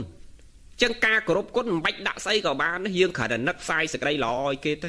គេឲ្យសេចក្តីល្អយើងឲ្យសេចក្តីល្អគេដែលរុក្ខទេវតាអាកាសទេវតាភូមិទេវតាគេថែរក្សាយើងមួយឆ្នាំពេញនឹងគេផ្ដល់សេចក្តីសុខឲ្យយើងផ្សាយមេត្តានិងផ្ដល់សេចក្តីសុខឲ្យគេគ្មានស្អីជាងធម៌ផ្សាយមេត្តានឹងទេចម្រើនសេចក្តីល្អឲ្យគេនឹងទេចឹងការគោរពគុណមិនបាច់ដាក់ស្អីក៏បានដែរក៏ជាការគោរពគុណដែរចឹងបាទអាត្មានិយាយមិញថាដូនតាយើងគាត់ចេះតែច្នៃទៅគោលបំណងគាត់ធ្វើគឺគាត់ដឹងច្បាស់ណាស់គាត់មិនវង្វេងដូចពួកយើងសម័យនេះទេគាត់ធ្វើអីមានហេតុមានផលប្រកបនៃអប់រំជ្រៅជ្រះនៅក្នុងពិធីមួយរបស់គាត់ដែលគាត់ធ្វើនឹងយើងសម័យក្រោយមិនយល់ពីបេះដូងរបស់គាត់មិនយល់ពីគោលបំណងរបស់គាត់ជួនកាលទៅថាពិធីរបស់គាត់ធ្វើនឹងទៅជាឈួតលីលាខាតប្រយោជន៍ចេះមួយចុះពីរដោយពិធីបោះបាយបិណ្ឌអញ្ចឹងហ្នឹងហើយយើងអត់យល់យើងទៅថាគាត់ឈួតតាមពិតពិធីគាត់ធ្វើមួយមានតម្លៃមានខ្លឹមសារអញ្ចឹងឥឡូវយើងបញ្ជាក់ដោយខ្លីមកថាសំណែនសែនចំពោះលោកអ្នកមានគុណមានមេត្តាបីក្តាក្តីដង្វាយថ្វាយទេវតាក្តីដង្វាយថ្វាយព្រះសម្មាសម្ពុទ្ធក្តីក្នុងគោលបំណងតែមួយគឺដើម្បីគោរពគុណទេវតាក៏អត់មកទទួលព្រះពុទ្ធក៏អត់មកទទួលម៉ែឲ្យយើងក៏អត់មកទទួលរបស់អស់នឹងដែរគឺយើងដាក់ក្នុងកិច្ចគោរពគុណតែមួយគត់អញ្ចឹងការគោរពគុណយើងមិនបាច់ដាក់ស្អីក៏បានដែរគ្រាន់តែនឹកក្នុងចិត្តនឹកសេចក្តីល្អរបស់លោកអ្នកមានគុណបើព្រះពុទ្ធនឹកដល់បញ្ញាគុណករណាគុណវិសុទ្ធគុណនឹងបើពពួកទេវៈយើងនឹកដល់សេចក្តីល្អដែលគេមើលការខុសត្រូវយើងចាប់ទុកថាគេមានគុណលើយើងមួយដែរដែលយើងត្រូវផ្សាយសេចក្តីល្អនៅក្នុងពលី5ញាតពលីអតិថិពលីទេវៈពលីរាជពលីបពេតពលីអញ្ចឹងវាមានទេវៈពលីនៅក្នុងនឹងមួយព្រះអង្គសម្ដែងទេវៈពលីនោះគឺយើងផ្សាយសេចក្តីល្អដល់ពពួកទេវៈនឹងឯងអញ្ចឹងយើងត្រូវចម្រើនសេចក្តីល្អឲ្យគេអញ្ចឹងដង្វាយដែលយើងដាក់នឹងគេអត់មានមកទទួលទេញាតញោមកុំឆ្វេងឆ្វាចណាដូចឆ្នាំណានោះសណ្ដែកខៀវ1គីឡូប្រមាណ 20000 ក៏ទិញដែរ 25000 ក៏ទិញដែរអាចេកធ្លាប់តែមួយឆ្និត 2500មួយឆ្និតឡើង 15000 ចេកណាំវ៉ាក៏ទិញដែរអាចេកមួយឆ្និតធ្លាប់តែ 2500ឡើង 12500 ក៏ទិញដែរយកមកដាក់ថ្វាយទេវតាដើម្បីសុំសិរីសួស្តីកុំឆ្លេឆ្លាអញ្ចឹងញាតិញោមអ្វីដែលអាត្មាចង់និយាយសំខាន់រឿងហ្នឹងកុំឆ្លេឆ្លាទៅទិញរបស់នឹងឲ្យបានដូចតាមហោរាគេទាយគេថាស្អីក៏ដោយសោយចេកក៏ដោយសោយឈាមក៏ដោយសោយលហិតក៏ដោយសោយផ្លែល្វាក៏ដោយសោយរបស់ស្អីក៏ដោយកុំឆ្លេឆ្លាទៅទិញរបស់ហ្នឹងដូនតាយើងគេមិនដែលកំណត់ទេដូចអាត្មានិយាយមិញអញ្ចឹងបើអ្នកកាន់ពុទ្ធសាសនាពុទ្ធសាសនាចំគេដាក់តែរូបពុទ្ធមួយស្ទៀន5ធូប5គឺគ្រឿងសក្ការៈទឹកស2កែវហើយផ្លែឈើនំនែកតាមអ្វីដែលគាត់មានក៏ដាក់ទៅតែប៉ុណ្្នឹងទេអត់មានអីទេព្រោះគាត់ដឹងថាដាក់គ្រាន់តែជាកិច្ចគោរពគុណទេវតាអត់មានមកទទួលរបស់អស់ហ្នឹងតាមផ្ទះយើងទេហើយចុះបើទេវតាចេះតែមកទទួលគ្រប់តែផ្ទះអញ្ចឹងស្រុកខ្មែរយើងប្រមាណលានផ្ទះញោម5 10លានអ្នកហើយក្រោយចូលគ្រប់តែផ្ទះហ្នឹងឈួតទេវតាងាប់បាត់ហើយមកចូលគ្រប់ហ្នឹងណែអញ្ចឹងយើងរៀនពិចារណាតិចទៅហើយត្រូវដឹងមួយទៀតថាទេវតាគេសោយសម្បត្តិទឹកទាំង ក្លិនកតឹបអភរណៈតឹបការប៉ត្រូវកតឹបអ្វីគ្រប់យ៉ាងគឺគេសោយបៃតិទាំងអស់បើនិយាយពីការសោយអាហារគឺគេសោយបៃតិអាស្អីក៏គេសោយបៃតិដែរគេរស់ដោយបៃតិគេអត់មករស់ជាមួយសាច់ញាតិក្រក់ហ្នឹងទេគេអត់មករស់ជាមួយញាតិគោហ្នឹងទេគេអត់មានមកសោយជាមួយញាតិគោញាតិកបីអីហ្នឹងទេហ្នឹងគេសោយបៃតិគ្រាន់តែនឹកឆ្អែតប៉ិននិយាយអញ្ចឹងវាហួសវិស័យយើងគ្រប់គ្នាដែលយើងយល់ពីព្រោះយើងកំពុងតែនៅក្នុងមនុស្សលោកប៉ុន្តែទេវលោកក៏យើងធ្លាប់ទៅដែរហ្នឹងវិលចុះវិលឡើងវត្តដាក់ហ្នឹងអញ្ចឹងកុំនិយាយរឿងហ្នឹងឲ្យយូរគ្រាន់ចង់បញ្ជាក់ថាមានអីដាក់នឹងទៅកុំឲ្យតែដាក់របស់ខុសរឿងមានអាខ្លះយកមន់យកអីរៀបចំដូចពេយកទៅដាក់អាលកមន់ប្រឈមមន់ស្លាបសងខាងអីរបៀបដូចពេកាត់គ្រោះកាត់អីទៅទៀតយកមកដាក់កន្លែងទទួលទេវតាមកឡប់ឃើញ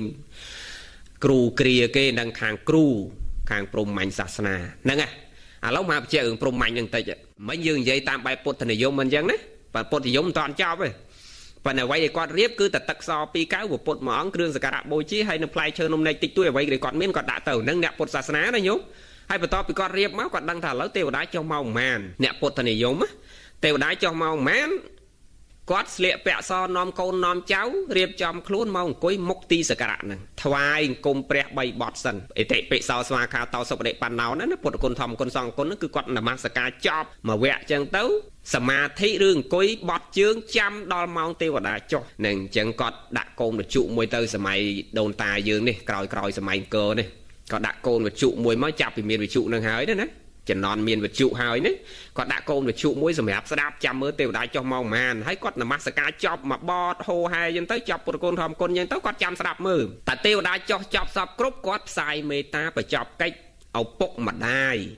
ដែលជាឪពុកដែលជាម្ដាយដែលជាជីតាឲ្យពរកូនចៅហើយឲ្យពរកូនចៅខ្លះនៅពេលទូទេវតាចប់ហ្នឹងគេមានរបស់របរជូនម្ដាយឪពុកគេក្នុងពេលហ្នឹងអ្នកខ្លះគេអត់តនេះគេយ៉ាំថ្ងៃទី2គឺថ្ងៃវរៈវណ្ណបត្តិបានគេជូនប៉ុន្តែអ្នកខ្លះជូនតាំងពីពេលហ្នឹងទៅខមាទោសម៉ែឪតាំងពីថ្ងៃដំបូងទទួលទេវតាចប់ហ្នឹងដូនតាយើងណាវាមានរឿងច្រើនដែលយើងត្រូវយល់ប៉ុន្តែមិនឲ្យច្បោកច្បល់ទេគ្រាន់បញ្ជាក់ថាបែបពុទ្ធនិយមគឺគាត់ធ្វើអញ្ចឹងក្រោយទទួលទេវតាដឹងថាទេវតាចុះមកចប់ហើយគាត់នមស្ការចប់ហើយទេវតាចុះមកហើយគឺគាត់ផ្សាយមេត្តាចិត្តចប់សពគ្រប់គឺគាត់ឲ្យពរកូនចៅហើយកូនឆ្នាំចាស់ផ្លាស់ចូលឆ្នាំថ្មីសូមកូនប្រុសស្រីមានសិរីសុស្ដីនិងសេចក្តីសុខណាប្រោះទឹកមកផ្តិលនឹងដែលអប់ដោយផ្កាច័ន្ទនឹងដាក់លើក្បាលកូនអ្នកតិចទៅឲ្យពរកូនអញ្ចឹងឥឡូវតាមបែបពុទ្ធនិយមគេទទួលអញ្ចឹង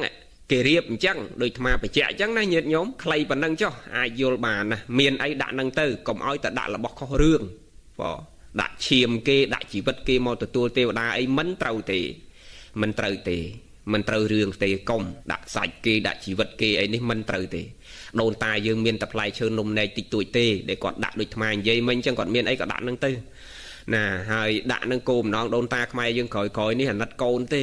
អ្នកខ្លះធ្វើនំបត់នំអីដាក់នឹងរៀបចំពេញចានហ្នឹងអាណិតកូនកុំឲ្យកូនវាទៅចំហមាត់ផ្ទះគេទេធៀបពិតទៅនោះព្រោះគាត់ដឹងច្បាស់ណាស់ថាទេវតាគ្មានមកទទួលរបស់ហ្នឹងទេគាត់ដាក់ក្នុងកិច្ចក្រន់នៃជាការគោរពគុណប៉ុណ្ណឹងទេនឹងគាត់ដឹងច្បាស់ណាស់ដូនតាយើងមិនវង្វេងដូចយើងទេគូបញ្ជាក់អញ្ចឹងគឺគ្រូសរសើរដូនតាយើងមិនវង្វេងដូចយើងទេបើចេះតែវង្វេងដូចយើងអញ្ចឹងមិនធ្វើប្រសាទទុកឲ្យយើងរាល់ថ្ងៃនេះទេគាត់មិនដូចយើងទេបញ្ជាក់តាមបែបព្រាហ្មណ៍និយមវិញព្រាហ្មណ៍និយមគេទទួលទេវតារបៀបម៉េចពួកព្រាហ្មណ៍និយមគេរៀបតាំងពីបាយសី8ថ្នាក់7ថ្នាក់តាមគ្រូគេតូចគ្រូគេធំអញ្ចឹងណាញោមហ្នឹងបរិស័ទធម្មតារបស់គេអញ្ចឹងទៅគេរៀប3ថ្នាក់ទៅអ្នកធម្មតាហើយអ្នកដែលគេត្រឹសតិចទៅគេដាក់5ថ្នាក់ទៅអាគ្រូដែលអស្ចារ្យទៅគេដាក់ពី10ថ្នាក់8ថ្នាក់អីតាមគេអញ្ចឹងទៅពួកព្រាហ្មណ៍និយមគេមានបាយសីញោមហើយយើងអ្នកពុទ្ធសាសនាអត់ទេញោមចែកឲ្យដាច់ចែកគ្នាដាច់ខ្មែរយើងរាល់ថ្ងៃច្បោកច្បល់អត់ដាច់ទេចែកគ្នាអត់ដាច់ទេអញ្ចឹងតាមបែបព្រាហ្មណ៍និយមគេមានតាំងពីបាយសីហើយបើគេកាន់ពុទ្ធសាសនាផងគេកាន់គ្រូគ្រាផងគេកាន់ព្រាហ្មណ៍និយមផងពុទ្ធនិយមផងអញ្ចឹងគេលាយនេះគេវាមានអាលាយគ្នាទៀតណាញោមហ្នឹងហើយវាមានអាលាយនេះអញ្ចឹងវាមានទាំងបាយសីមានទាំងរូបពុទ្ធយកមកដាក់ដែរហ្នឹងហើយគេដាក់ទៀន5ធូប5ដែរអាបាយសីក៏គេដាក់អាទៀន5ធូប5ក៏ដាក់អាអំបោះសក៏គេដាក់ដែរឃើញទេពួកព្រាហ្មណ៍និយមគេមានអំបោះសទៀតអំបោះសសម្រាប់ដីសម្រាប់ពេលចប់កម្មវិធីទេវតាចុះហើយគឺគេចងដៃឲ្យកូនចៅប្រុសស្រីឯអ្នកពុទ្ធនិយមគ្រាន់តែឲ្យពរកូនគ្រាន់តែយកទឹកដែលអប់ដោយផ្កាច័ន្ទយកមកដាក់លើក្បាលកូនប៉ុណ្ណឹងទេ នេះមកនិយាយតាំងពីសម័យបុរាណកាលញោមមិនមែនសម័យក្រោយនេះទេសម័យក្រោយនេះបាត់របៀបរបបអស់នឹងអស់ហើយអ្នកពុទ្ធនិយមគ្រាន់តែអប់ទឹកដែលដាក់ដោយផ្កាច័ន្ទមកផ្តិលនៅពីមុខគ្រឿងសក្ការៈហ្នឹងពេលចប់ទេវតាផ្សាយកិច្ចហើយចប់កិច្ចហើយដោយលោកគ្រូនិយាយអញ្ចឹងគាត់យកទឹកហ្នឹងមកដាក់លាបក្បាលកូនចៅប្រុសស្រីហើយឲ្យពរកូនចៅប្រុសស្រីកូនចៅប្រុសស្រីសាពះខមាទោសជូនរបស់របរម៉ែឪក្នុងពេលហ្នឹងអ្នកខ្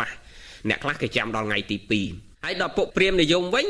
គេមានតាំងពីបាយសីហើយបើលាយពុទ្ធសាសនាផងគេកាន់ពុទ្ធសាសនាផងគេដាក់រូបពុទ្ធដែរទៅហ្នឹងប៉ុន្តែអ្វីដែលចំណុចខុសគ្នាជាមួយពុទ្ធនិយមប្រើទឹកផ្តិលអប់ដោយផ្កាច័ន្ទហើយពួកព្រាហ្មណ៍និយមគេប្រើដោយអំបោះសអំបោះសមិនតាន់មានអំបោះក្រហមទេញោមចំណន់នឹងមានអំបោះសអំបោះក្រហមឯកើតក្រោយទេគាត់ដាក់អំបោះសមកដុំនៅពីលើទឹកផ្តិលហ្នឹងទៅគេអត់គោរពបទមស្ការទេណាពួកព្រាហ្មណ៍និយមបើព្រាហ្មណ៍ចំហ្មងគេអត់គោរពបទមស្ការពុទ្ធគុណធម្មគុណដោយពុទ្ធនិយមឯងបើព្រាហ្មណ៍និយមចំតែបើព្រាហ្មណ៍និយមលាយពុទ្ធនិយមគេនមស្ការដូចគ្នាគ្រាន់តែពេលចប់កម្មវិធីទៅទេវតាចោះហើយគេផ្សាយមេត្តាកិច្ចហើយគេចងអំបោះសហ្នឹងឲ្យកូនចៅប្រុសស្រីគេគ្រប់គ្នាអញ្ចឹងទៅគេឲ្យពរដូចគ្នាអញ្ចឹងដែរហើយគេរៀបទៅមានបាយសីមានរបស់នេះរបស់នោះគេចេះតែដាក់ទៅតាមបែបព្រាហ្មណ៍និយមគ្រូមិនបាច់បញ្ជាក់ទេវាមានរឿងច្រើននេះគេដាក់នឹងផ្សេងទីតីពីគ្នាស្រេចតែគេអត់មានកំណត់នៅលើហោរាដាក់ទេកន្លែងហ្នឹងយោមក៏បីយកមកជាកតិថាកុំឆោឡោកុំគេថាជែក12000មួយស្និតក៏នៅតែទិញកុំគេថាសដែកខៀវ1គីឡូ25000ក៏នៅតែទិញកុំអញ្ចឹងមានអីដាក់ហ្នឹងទៅហើយបើយកល្អធ្វើនំឆ្ងាញ់ទៅនំខ្មែរយើងនំបត់នំគោមអីហ្នឹងធ្វើទៅបានកូនចៅយើងមកលេងផ្ទះនឹងផ្ញើគាត់ទៅពេញវិញមីងមៀបងប្អូនអីហ្នឹងបានផ្ញើគ្នាផងទិញដែកខៀវយកមកទៅអី1គីឡូហ្នឹងធ្វើអីកើត25000ខាតលុយទៅទេបើយើងធ្វើនំអសមនំបត់នំគោមដាក់ទៅស្អាតបាតហើយផ្ញើបានកូនចៅយើងទុកហូបបានយូរថ្ងៃទៀតវាមានប្រយោជន៍ឃើញទេដាក់អីដាក់ទៅផ្កាភ្ញីគ្រឿងសក្ការៈគ្រឿងកោបផ្សេងហ្នឹងយើងមានអីដាក់ហ្នឹងទៅកុំតែដាក់រឿងមិនគប្បីឥឡូវនេះឃើញកន្លែងខ្លះហ្នឹងសែនដល់ស្រាបៀទៀតនោះកុំអីបងហ្នឹងកុំដាក់អញ្ចឹងនឹងអត់ត្រូវទេមិនគប្បីដែលយើងត្រូវយកស្រាបៀទៅសែនទេវតាទេទោះបីជាទេវតាមិនទទួលរបស់ហ្នឹងដោយពិតប៉ុន្តែបើយើងដាក់ស្រាដាក់បារីនេះណាវាបង្ហាញពីវប្បធម៌អាក្រក់ឲ្យក្មេងកូនចៅយើងជំនាន់ក្រោយនឹងដូនតាយើងគេមានដែរពួកគ្រូគ្រានឹងគេដាក់មលូដាក់ស្លាដាក់បារីមានរឿងច្រើនដែលលោកគ្រូបញ្ជាក់ផ្នែកខាងព្រាហ្មណ៍និយមប៉ុន្តែមិនបានបញ្ជាក់លម្អិតទេកុំឲ្យវែងឆ្ងាយ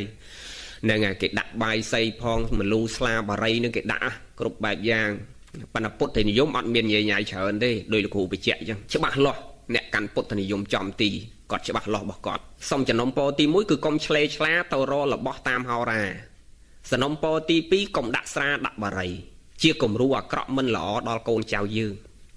ព្រោះអារបស់ហ្នឹងទី1វាបំផ្លាញសុខភាពវាបង្ហាញពីរឿងមិនល្អក្នុងសង្គមរបស់យើងដឹងហើយជាពិសេសស្រាហ្នឹងគឺបំផ្លាញសតិហើយតែបាត់សតិហើយស្អីគ្រប់យ៉ាងក៏វាវិនិច្ឆ័យវាអន្តរាយចេះតែនាំគ្នាសែណាគ្រឿងចឹងឲ្យទេវតាហ្នឹងបានអាមេឃមិនដឹងថ្ងៃមិនដឹងយប់ភ្លៀងមិនដឹងខែអាណាខែប្រាំងអាណាខែវស្សាយូរអាខែប្រាំងបានភ្លៀងអាខែវស្សាពលរដ្ឋត្រូវការទឹកយកមកធ្វើស្រែអត់ភ្លៀងឧទាហរណ៍និយាយលេងតិចចុះញោមឯងចេះតែសែនអាចឹងឲ្យទេវតាហ្នឹងហើយបានចេះតែក្តៅកាហាយព្រោះសែនអាក្តៅកាហាយឲ្យទេវតាហើយដូនតាគេដាក់ទឹកសឯងទៅដាក់ស្រាសដាក់ស្រាបៀហើយដាក់អារបស់ក្តៅកាហាយអញ្ចឹងដល់អញ្ចឹងទៅទេវតាឲ្យមកវិញក្តៅកាហាយដែរញោមមើលដេកក៏នៅមិនសុខអាម៉ោង5ល្ងាចក៏នៅតែក្តៅកាហាយតាំងមនុស្សនឹងឆ្លោះទាស់កាប់ចាក់គ្នាអាសែនមិនតាន់ចប់កាប់គ្នាពេញនឹងទៀតអ្នកខ្លះហ្នឹងហើយដោយសារអីឯងវាចេះតែបង្កើតអាធរក្តៅកាហាយហ្នឹងហើយភ្លៀងមកគ្រាន់តែលឹមផ្ទះបាញ់គោផងដើមនេះដើមនោះដាច់តិចទីអស់ហើយបើសែនតែអញ្ចឹងឲ្យទេវតាវាសម្បងអួរប្រមូលឡប់អស់ទៅហ្នឹងហើយអញ្ចឹងផ្ដល់អាភាពក្តៅកាហាយនឹងមកឲ្យយើងវិញដែរនិយាយលេងតិចចុះញោមវាមិនអញ្ចឹងទេគ្រាន់ចង់បញ្ជាក់ថាកុំទៅដាក់ស្រាបៀកុំទៅដាក់អីយកទៅសែនទេវតាកុំទឹកសមិនមែនស្រាសមិនមែនស្រាបៀទេចាំទឹកសពីកែវសងខាងមកបានឲ្យស្អាតឲ្យល្អហើយបើមានទឹកអប់បើយើងមិនមានក្លឹមច័ន្ទអីយកមកអប់ដូចចំណន់ដូនតាយើងឥឡូវនេះមានទឹកអប់ហើយយើងបាញ់ទឹកអប់ដាក់លើទឹកកែវសងខាងនឹងមកហើយផ្តិលមួយមុខនឹងយើងដាក់ផ្កាម្លិះផ្កាអីចឹងទៅហើយយើងអប់ទឹកអប់ពីលើអីចឹងទៅទុកសម្រាប់ម៉ែឪនឹងយកមកប្រោះក្បាលកូនចៅប្រុសស្រីយើងណាអាទឹកមកផ្តិលនៅពីមុខហ្នឹងគឺសម្រាប់ប្រោះឲ្យកូនចៅយើងពេលដែលចប់ ទេវតាចុះហើយផ្សាយមេត្តាសូត្រធម៌ផ្សាយមេត្តាហើយនឹងគឺដូនតាយើងយកទឹកមកផ្ទាល់ពីមុខនឹងឯងយកមកប្រោះឲ្យកូនចៅខ្លួនឲ្យពរកូនចៅខ្លួនចឹងទៅអានឹងចឹងហាមទី1កុំឆ្លេឆ្លាតាមហោរាគេដាក់អីដាក់ទៅមានអីដាក់នឹងទៅហាមទី2កុំដាក់ស្រាទទួលទេវតាទឹកសទទួលទេវតាចាំកន្លែងហ្នឹងក្រោយពីទទួលទេវតាចប់បើទេវតាចុះពេលព្រឹកគេនាំគ្នាយកចង្ហាន់ទៅវត្តពេលថ្ងៃទៅរៀបចំកម្មវិធីពូនភ្នំសាច់បំពោះភ្នំសាច់ត្រឡប់មកផ្ទះវិញល្ងាចឡើងសូត្រមន្តទេសនាអីធម្មតាចប់ថតទេសនាទៅមានលបែងពជាព្រៃអីធម្មតាចឹងទៅបច្ចៈថ្ងៃទី2ថ្ងៃវិរៈវណ្ណបតខ្លីៗចុះកុំឲ្យវែងពេកថ្ងៃវិរៈវណ្ណបតពេលព្រឹកថ្ងៃទី2ហ្នឹងគឺព្រឹកព្រលឹមឡើងដូនតាយើងគាត់តែងរៀបចំនំនែកចេកអំបងណាខោអាវសពុតថ្មីមកសម្រាប់ពីសម្រាប់អីចឹងទៅណានឹងមានខោអាវសពុតថ្មីមកសម្រាប់ពីសម្រាប់ចឹងទៅនំនែកបាយទឹករៀបជា2ចំណែកសម្រាប់ទៅវត្តមួយចំណែកហើយមួយចំណែកទៀតយកបាយទឹកនំចំណែកសពុតអាវថ្មីដែលលោកគ្រូនិយាយមិញហ្នឹងហើយរបស់របរតិចតួចមានតម្លៃអីតិចតួចតាមលទ្ធភាពគ្រួសារមួយចឹងទៅគេយកទៅណាមុនពេលទៅវត្តគេយកទៅជូនម្ដាយឪពុករបស់គេសិនលុតជង្គង់បត់ជើងថ្វាយអង្គមជូនរបស់របរទៅម្ដាយឪពុកមុនចប់សពគ្រប់ទទួលពរពីម្ដាយឪពុកហើយបានគេនាំគ្នាដប់គ្នាទៅវត្តបដើគ្នាទៅវត្តគេនាំគ្នាទៅពូនភ្នំសាច់ទៅប្រគេនចង្ហាន់ហើយអីហើយគេនាំគ្នាទៅពូនភ្នំសាច់ទៅហូបបាយហើយក៏នាំគ្នាលេងល្បែងប្រជាប្រិយទៅឡប់មកផ្ទះវិញទៅល្ងាចឡើងសូត្រមន្តទេសនាធម្មតាថ្ងៃទី2ចប់ខ្លីប៉ុណ្ណឹងថ្ងៃទី3ដែលជាថ្ងៃវិរៈឡើងស័កនេះថ្ងៃនេះសំខាន់ណាស់កូនចៅប្រុសស្រីឃើញក្នុងពិធីហ្នឹងគឺថ្ងៃមួយសិតតែប្រកបនៃអប់រំកូនចៅប្រុសស្រីទាំងអស់ក្នុងពិធីមួយហ្នឹងតិចទៀតលោកគ្រូនឹងបញ្ជាក់ថាមូលហេតុអីបានដូនតាយើងដឹកនាំប្រពកម្មវិធីហ្នឹងឥឡូវកុំឲ្យវាច្បោកច្បល់និយាយថ្ងៃទី3ព្រឹកព្រលឹមឡើងគាត់ចាប់ផ្ដើមកាន់ស្រាក់ទៅវត្តហើយដើម្បីឆ្លងបុណ្យសិនសឹកក្នុងសាច់ទៅប្រគេនចង្ហាន់រួចចប់សពគ្រប់ទៅគាត់នាំគ្នាហូបបាយហូបអីហើយពិធីសំខាន់ចុងក្រោយគេគឺស្រង់ព្រះញោមឃើញគាត់ប្រកបនៃអីអប់រំ2ទី1យើងនាំគ្នាទៅវត្តគឺស្រង់ព្រះពុទ្ធនៃយើងអ្នកស្រង់ពុទ្ធនៅក្រោយលោកគ្រូនោះស្រង់ពុទ្ធនៃយើងស្រង់ពុទ្ធរួចចប់សពគ្រប់គាត់ផ្សាយមេត្តាដល់គ្នានឹងគ្នាអ្នកមានលទ្ធភាពដូចសិទ្ធិដូចកដុំ2អីចំណន់ដើម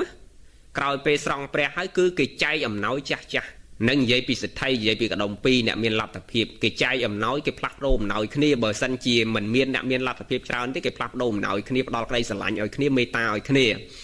ឃើញពិធីមានន័យមានសារៈសំខាន់ណាស់ដូនតាយើងធ្វើចប់ស្រង់ព្រះទៅគាត់ជូនរបស់ផ្លាស់ប្ដូរគ្នាចឹងទៅដូនតាយើងហើយបើសិទ្ធិកដុំ2គេទៅចឹងគេចែកអំណោយតែម្ដងចែករបស់នេះរបស់នោះឲ្យគ្រប់គ្នាចឹងទៅចាស់ក្មេងអីចឹងចប់កម្មវិធីនឹងគេផ្សាយមេត្តាចប់អីទៅគេចែកអំណោយគ្នាផ្ដល់ក្តីស្រឡាញ់ផ្ដល់មេត្តាឲ្យគ្នាចឹងទៅចប់សពគ្រប់ទៅអ្នកណាគេនៅលេងល្បែងជាព្រៃក៏នៅទៅអ្នកណាគេមិននៅទេគេឡប់ទៅផ្ទះគេវិញភាកច្រើនគឺចប់កិច្ចហើយគេត្រឡប់ទៅផ្ទះគេវិញដើម្បីអីដើម្បីបញ្ញាប់ទៅជួបជុំបងប្អូនគេដែរថ្ងៃឆ្លងហ្នឹងគេទៅដល់ផ្ទះគេរៀបចំជួបជុំបងប្អូនគេដើម្បីស្រង់ព្រះរស់ម្ដងខ្ញុំឃើញទេមានតម្លៃណាស់ពិធីដែលគាត់ធ្វើនឹងយើងបើអាត្មាមានពេលវេលាបញ្ជាក់លំអិតប៉ុនកុំឲ្យវាវែងពេកណាគ្រាន់តែត្រុសខ្លីប៉ុណ្ណឹងញាតិញោមអាចក្តោបយកសេចក្តីយកអត្តន័យមក apply ចូលក្នុងជីវិតរបស់យើងធ្វើឲ្យវាមានប្រយោជន៍បានណាអញ្ចឹងថ្ងៃទី3ហ្នឹងក្រោយពេលចប់កម្មវិធីនៅវត្តចប់ចែកទានចប់អីចប់សពគ្រប់អស់គាត់នាំគ្នាទៅផ្ទះជួបជុំបងប្អូនកូនចៅរបស់គាត់ពេលដែលទៅដល់ផ្ទះគាត់ជួបជុំបងប្អូនកូនចៅរបស់គាត់ចាប់ផ្ដើមរៀបចំអប់ទឹកដោយក្លឹមច័ន្ទបើយើងសម័យនេះយើងមិនមានផ្កាច័ន្ទមិនមានក្លឹមច័ន្ទយើងអប់ដោយទឹកអប់ដោយផ្កាម្លិះចឹងមកយើងយកទឹកហ្នឹងមកស្រង់ព្រះរស់គឺស្រង់ម៉ែឲ្យយើងងូតទឹកជូនបិតាយើងឲ្យវ័នទាកម្មាទោសរួចចប់សពគ្រប់ជូនបាយជូនទឹកជូននំជូនចំណីជូនខោជូនអាវជូនលុយជូនកាក់ជូនអ្វីតាមអធិស្ឋានរបស់កូនរៀងខ្លួននឹងគ្រប់គ្នាផ្ដល់ក្តីស្រឡាញ់អោបថើបជួបជុំម្ដាយឪពុកសុំពរសុំជ័យពីម៉ែឪចឹងទៅម៉ែឪឲ្យពរឲ្យជ័យសពគ្រប់ទៅបានគេបែកពីម្ដាយឪពុកទៅគេនាំគ្នាជួបជុំបងប្អូនគេចឹងទៅសបាយរីករាយតាមបែបប្រជាប្រិយគេលេងល្បែងប្រជាប្រិយខ្មែរយើងចឹងទៅជួបជុំគ្នាចឹងទៅភាគច្រើនអត់មានរំមានច្រៀងអីទេជំនាន់បុរាណនោះមានតែលេងអើតលេងល្បែងប្រជាប្រិយយើងរបៀបបែបចាស់បុរាណគាត់សបាយរបៀបគាត់ចឹងទៅអត់មានប៉ះពាល់ផលប្រយោជន៍ហើយក៏អត់ខាតបងផលប្រយោជន៍ហើយក៏មិនខាតបងប្រវេណីជាតិដែរហើយក៏មិនដែលកើតទុកដែរលបែងប្រជាប្រិយដែលគាត់លេងហ្នឹងគឺមិនដែលកើតទុកទេតែលបែងយើងរាល់ថ្ងៃនេះតែមិនស្រួលកើតទុកប៉ាតខ្វេះកវលដាច់ពីកជា ប៉ាតខ្វេះខ្សែកដាច់កហើយវាខាតប្រវេណីជាតិខាតរបៀបរបបខាតសីលធម៌ខូចតាំងពីសីលធម៌ប្រវេណីណា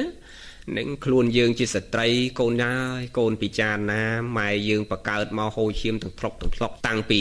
ក្នុងផ្ទៃរហូតដល់ចាក់ចេញផ្ទៃ8 10 9 10តម្រាំតែធំលោកថ្នមសម្ោចមួយវាលើមិនបានទេអ្នកណាមកប៉ះពាល់កូនគាត់មិនបានទេកុំថាឡើយដល់ប៉ះពាល់ផ្លូវកាយតែពាក្យសម្ដីលើក្រោមមិនល្អដាក់កូនគាត់ក៏គាត់មិនសប្បាយចិត្តដែរម៉ែឲ្យយើងដែលស្រឡាញ់យើងស្មើដោយកែវភ្នែកដែលចាត់ទុកយើងជាជីវិតរបស់គាត់ហើយយើងយករូបរាងកាយដែលគាត់ខំប្រឹងថែរក្សាថ្នាក់ថ្នមយើងយកទៅឲ្យមនុស្សដែលមិនស្គាល់គ្នាសោះបងបោះអង្អែលគេកាន់គេប៉ះគេចាប់មិនគប្បីបង្ហាញក្នុងទីសាធារណៈមិនគួរគប្បីក្នុងខ្លួនយើងជាខេមរៈជាតិនោះទេលោកគ្រូមិនបញ្ជាក់ចូលប៉ះពាល់រឿងនឹងច្រើនទេជាសិទ្ធិសេរីភាពរបស់កូនគ្រប់គ្នាប៉ុន្តែយើងគប្បីគិតឡើងវិញថាអ្វីដែលគួរនិងអ្វីដែលមិនគួរណាចឹងរបៀបនៃការប្រពកម្មវិធីចូលឆ្នាំហ្នឹងយើងប្រពឲ្យត្រូវគឺយើងធ្វើតាមបែបបបបុរាណរបស់យើងដោយលោកគ្រូលើកមកសង្ខេបប៉ុណ្ណឹងយើងអាច apply មកជីវិតរបស់យើងបានហើយយើងប្រពរបៀបម៉េច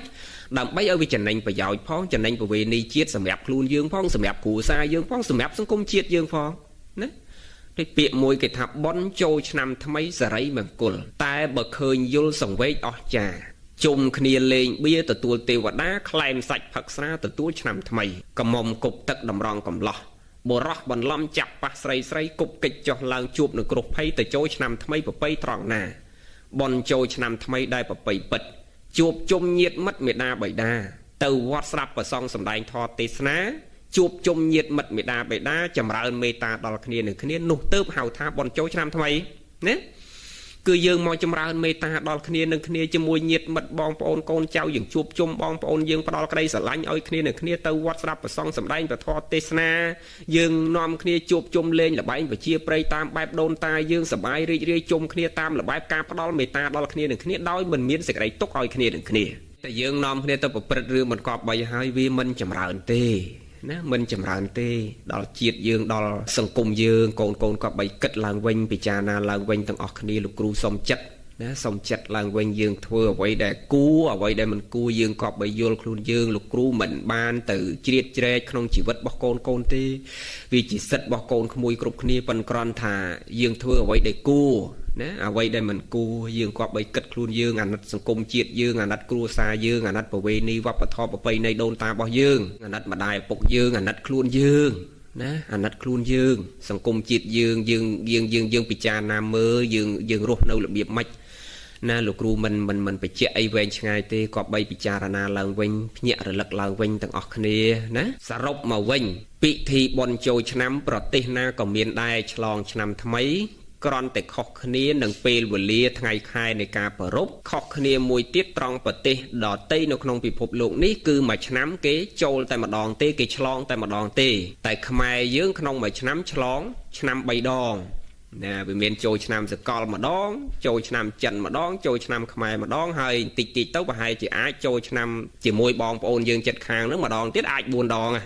នឹងណាលោកគ្រូផ្លេចបញ្ជាក់កន្លែងហ្នឹងតិចដែរថាកម្មវិធីបុណ្យចូលឆ្នាំជាប្រវេណីសុទ្ធសាធមិនមែនពិធីបុណ្យបែបពុទ្ធសាសនាដែលព្រះអង្គសម្ដែងទេប៉ុន្តែដូនតាយើងគាត់បង្រួមពិធីបុណ្យហ្នឹងពីប្រវេណីមកបែបពុទ្ធប្រវេណីវិញញោមស្ដាប់ឲ្យតន់ណា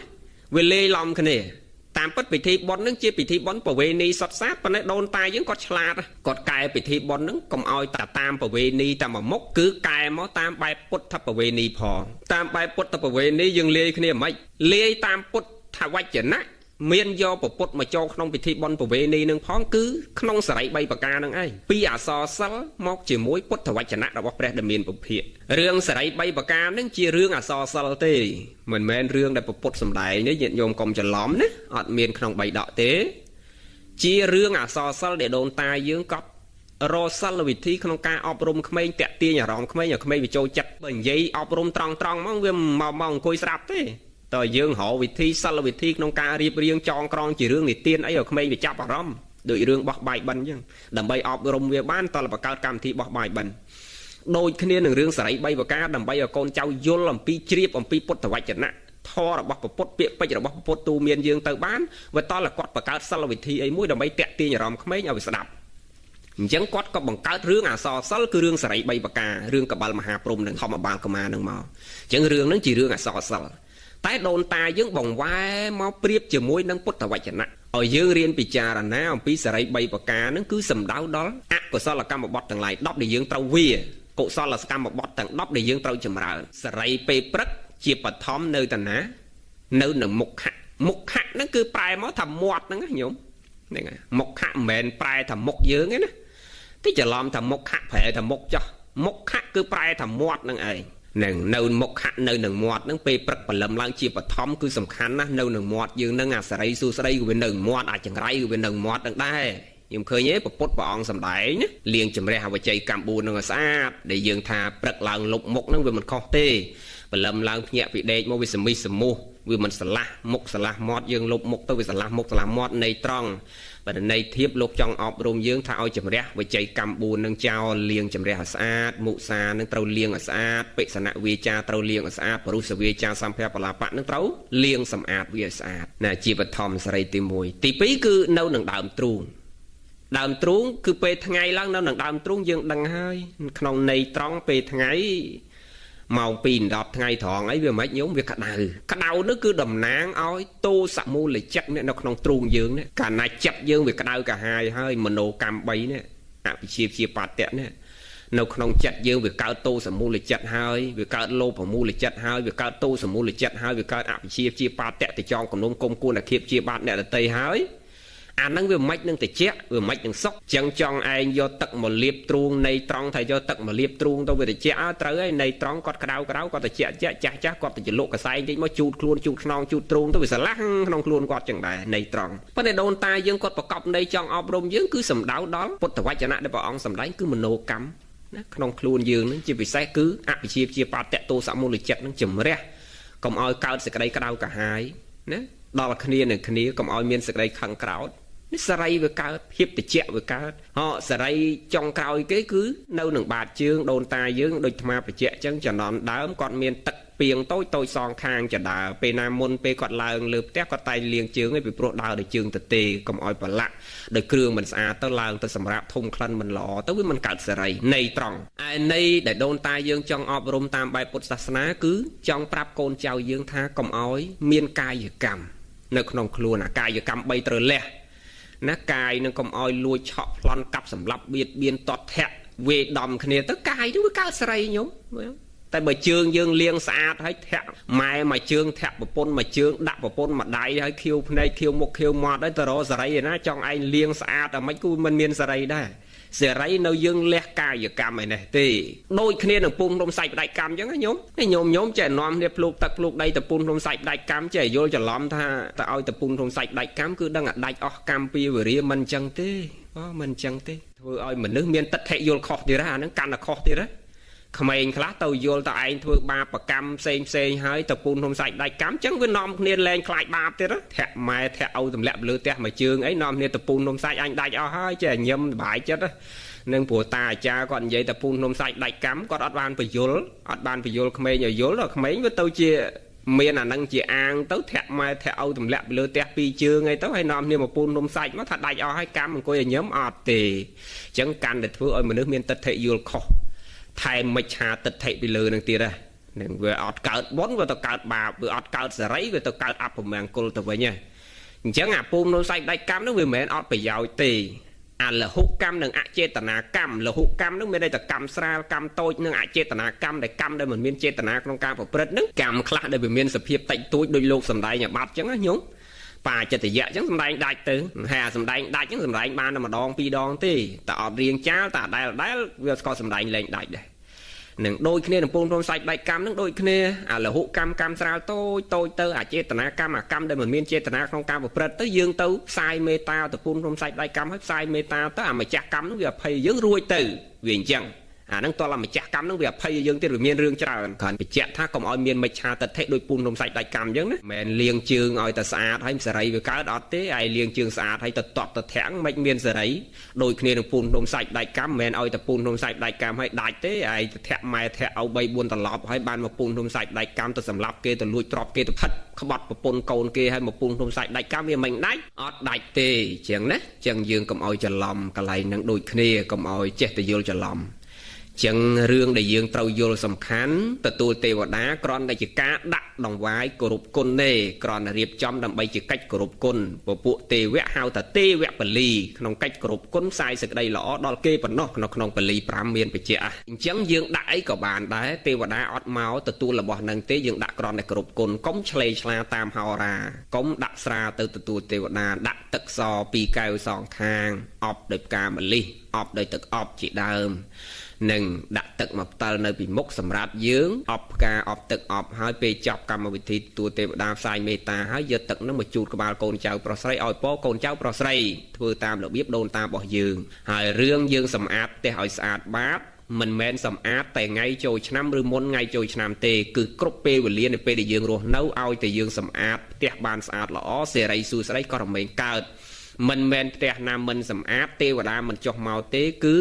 ដូនតាយើងគាត់បង្កើតពាក្យហ្នឹងចង់អប់រំយើងឲ្យយើងសម្អាតផ្ទះឲ្យបានល្អហើយការសម្អាតផ្ទះមិនមែនមានតែថ្ងៃហ្នឹងទេគឺគ្រប់ពេលគ្រប់វេលាកាលណាយើងសម្អាតស្អាតសេរីកើតមកតាមនឹងដូចគ្នាចុងក្រោយបញ្ជាក់ពីគោលបំណងហេតុអីបានគាត់ធ្វើនៅមកផ្លេចគោលបំណងគាត់ធ្វើគឺសំខាន់ណាស់កិច្ចទី1ដែលគាត់ត្រូវធ្វើពិធីហ្នឹងគឺទី1ដើម្បីបណ្ដុះសាមគ្គីភាពរវាងគ្នានឹងគ្នាយើងទៅវត្តជួបតាំងពីញាតិចិត្តញាតិឆ្ងាយមីងមាបងប្អូនកូនចៅសាច់ញាតិមកពីណាជួបជុំគ្នាទាំងផ្ទះផងទាំងទីអារាមផងទាំងក្នុងស្រុកក្នុងភូមិផងគឺយើងផ្ដល់ក្តីស្រឡាញ់ឲ្យគ្នាមកដូនតាយើងពីដើមគឺយើងថ្ងៃចូលឆ្នាំគឺយើងសប្បាយរីករាយណាយើងផ្ដល់ក្តីស្រឡាញ់ឲ្យគ្នាមានរបស់របរចែករំលែកគ្នាទៅវិញទៅមក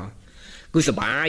ហ្នឹងហើយទី1ខ្លីប៉ុណ្ណឹងបណ្ដុះសាមគ្គីភាពយើងដឹងអត្តន័យហេតុអីបានដូនតាយើងប្រពកម្មវិធីហ្នឹងមានប្រយោជន៍អីខ្លះទី1បណ្ដុះសាមគ្គីភាពទី2ដើម្បីថែរក្សាប្រវេណីទំនៀមទម្លាប់ដូនតាយើងតាំងពីបុរាណកាលមកដូចអាត្មាបញ្ជាក់អញ្ចឹងវាមិនមែនតែមកកើតទេ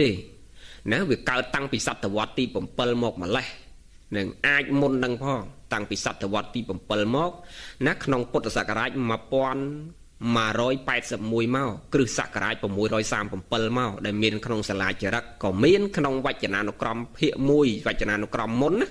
ភាគ1ក្នុងទំព័រ152ក៏មានបញ្ជាក់ដែរអញ្ចឹងគឺយើងថែរក្សាប្រវេណីទំនៀមទម្លាប់របស់យើងតាំងពីសម័យបុរាណកាលមកផងដើម្បីបុណ្យកុសលផងទី1បណ្ដុះសាមគ្គីភាពទី2ថែរក្សាប្រវេណីទី3ដើម្បីបុណ្យកុសលហើយបុណ្យកុសលនឹងបានទាំងពីរផ្នែកសម្រាប់មេត្តាបិតាញាតិការរបស់យើងដែលស្លាប់ទៅផងនិងសម្រាប់ជាកិច្ចបុណ្យកុសលសម្រាប់ខ្លួនយើងគ្រប់គ្នានេះផងទី4ដើម្បីបណ្ដុះចិត្តគំនិតមនុស្សឲ្យរលឹកទៅនូវគុណមានពុទ្ធគុណផងធម្មគុណផងរលឹកដល់គុណប្រសង្ឃផងមួយឆ្នាំជួបជុំគ្នាទៅថ្វាយចង្ហាន់ទៅផ្ដល់មេត្តាទៅជុំគ្នានៅវត្តរៀងខ្លួនជាងទៅតាមទីអារាមរៀងខ្លួនផងនិងបណ្ដុះគុណជាមួយម្ដាយឪពុកយាយតាផងគ្រូបាអាចារ្យផងណាជំនាន់ដើមគេមិនមែនជូនតែរបស់របរទៅម្ដាយពុកទេអាត្មានិយាយរំលងផងសំបីតគ្រូបាអាចារ្យដែលបង្ហាត់បង្រៀនតកោរៀមច្បងអីហ្នឹងក៏ប្អូនហ្នឹងត្រូវជូនរបស់ទៅបងកូនហ្នឹងត្រូវជូនរបស់ទៅម្ដាយសិស្សហ្នឹងត្រូវជូនរបស់ទៅគ្រូបើមិនបានជូនអីក៏នាំគ្នាទៅផ្ទះជែកមួយស្និតរបស់របរតិចតួចចឹងទៅសួរសុខទុក្ខចឹងទៅជម្រាបសួរចឹងទៅឃើញទេគឺបដោះចិត្តគំនិតមនុស្សឲ្យដឹងគុណក្នុងថ្ងៃចូលឆ្នាំហ្នឹងទី1បដោះសាមគ្គីទី2ដើម្បីថែវប្បធម៌ប្រពៃណីទី3ដើម្បីបុណ្យកុសលទី4ដើម្បីការរលឹកដល់គុណនៃបរតនត្រ័យទាំង3និងបណ្ដុះចិត្តគំនិតមនុស្សឲ្យគោរពគុណឲ្យដឹងគុណ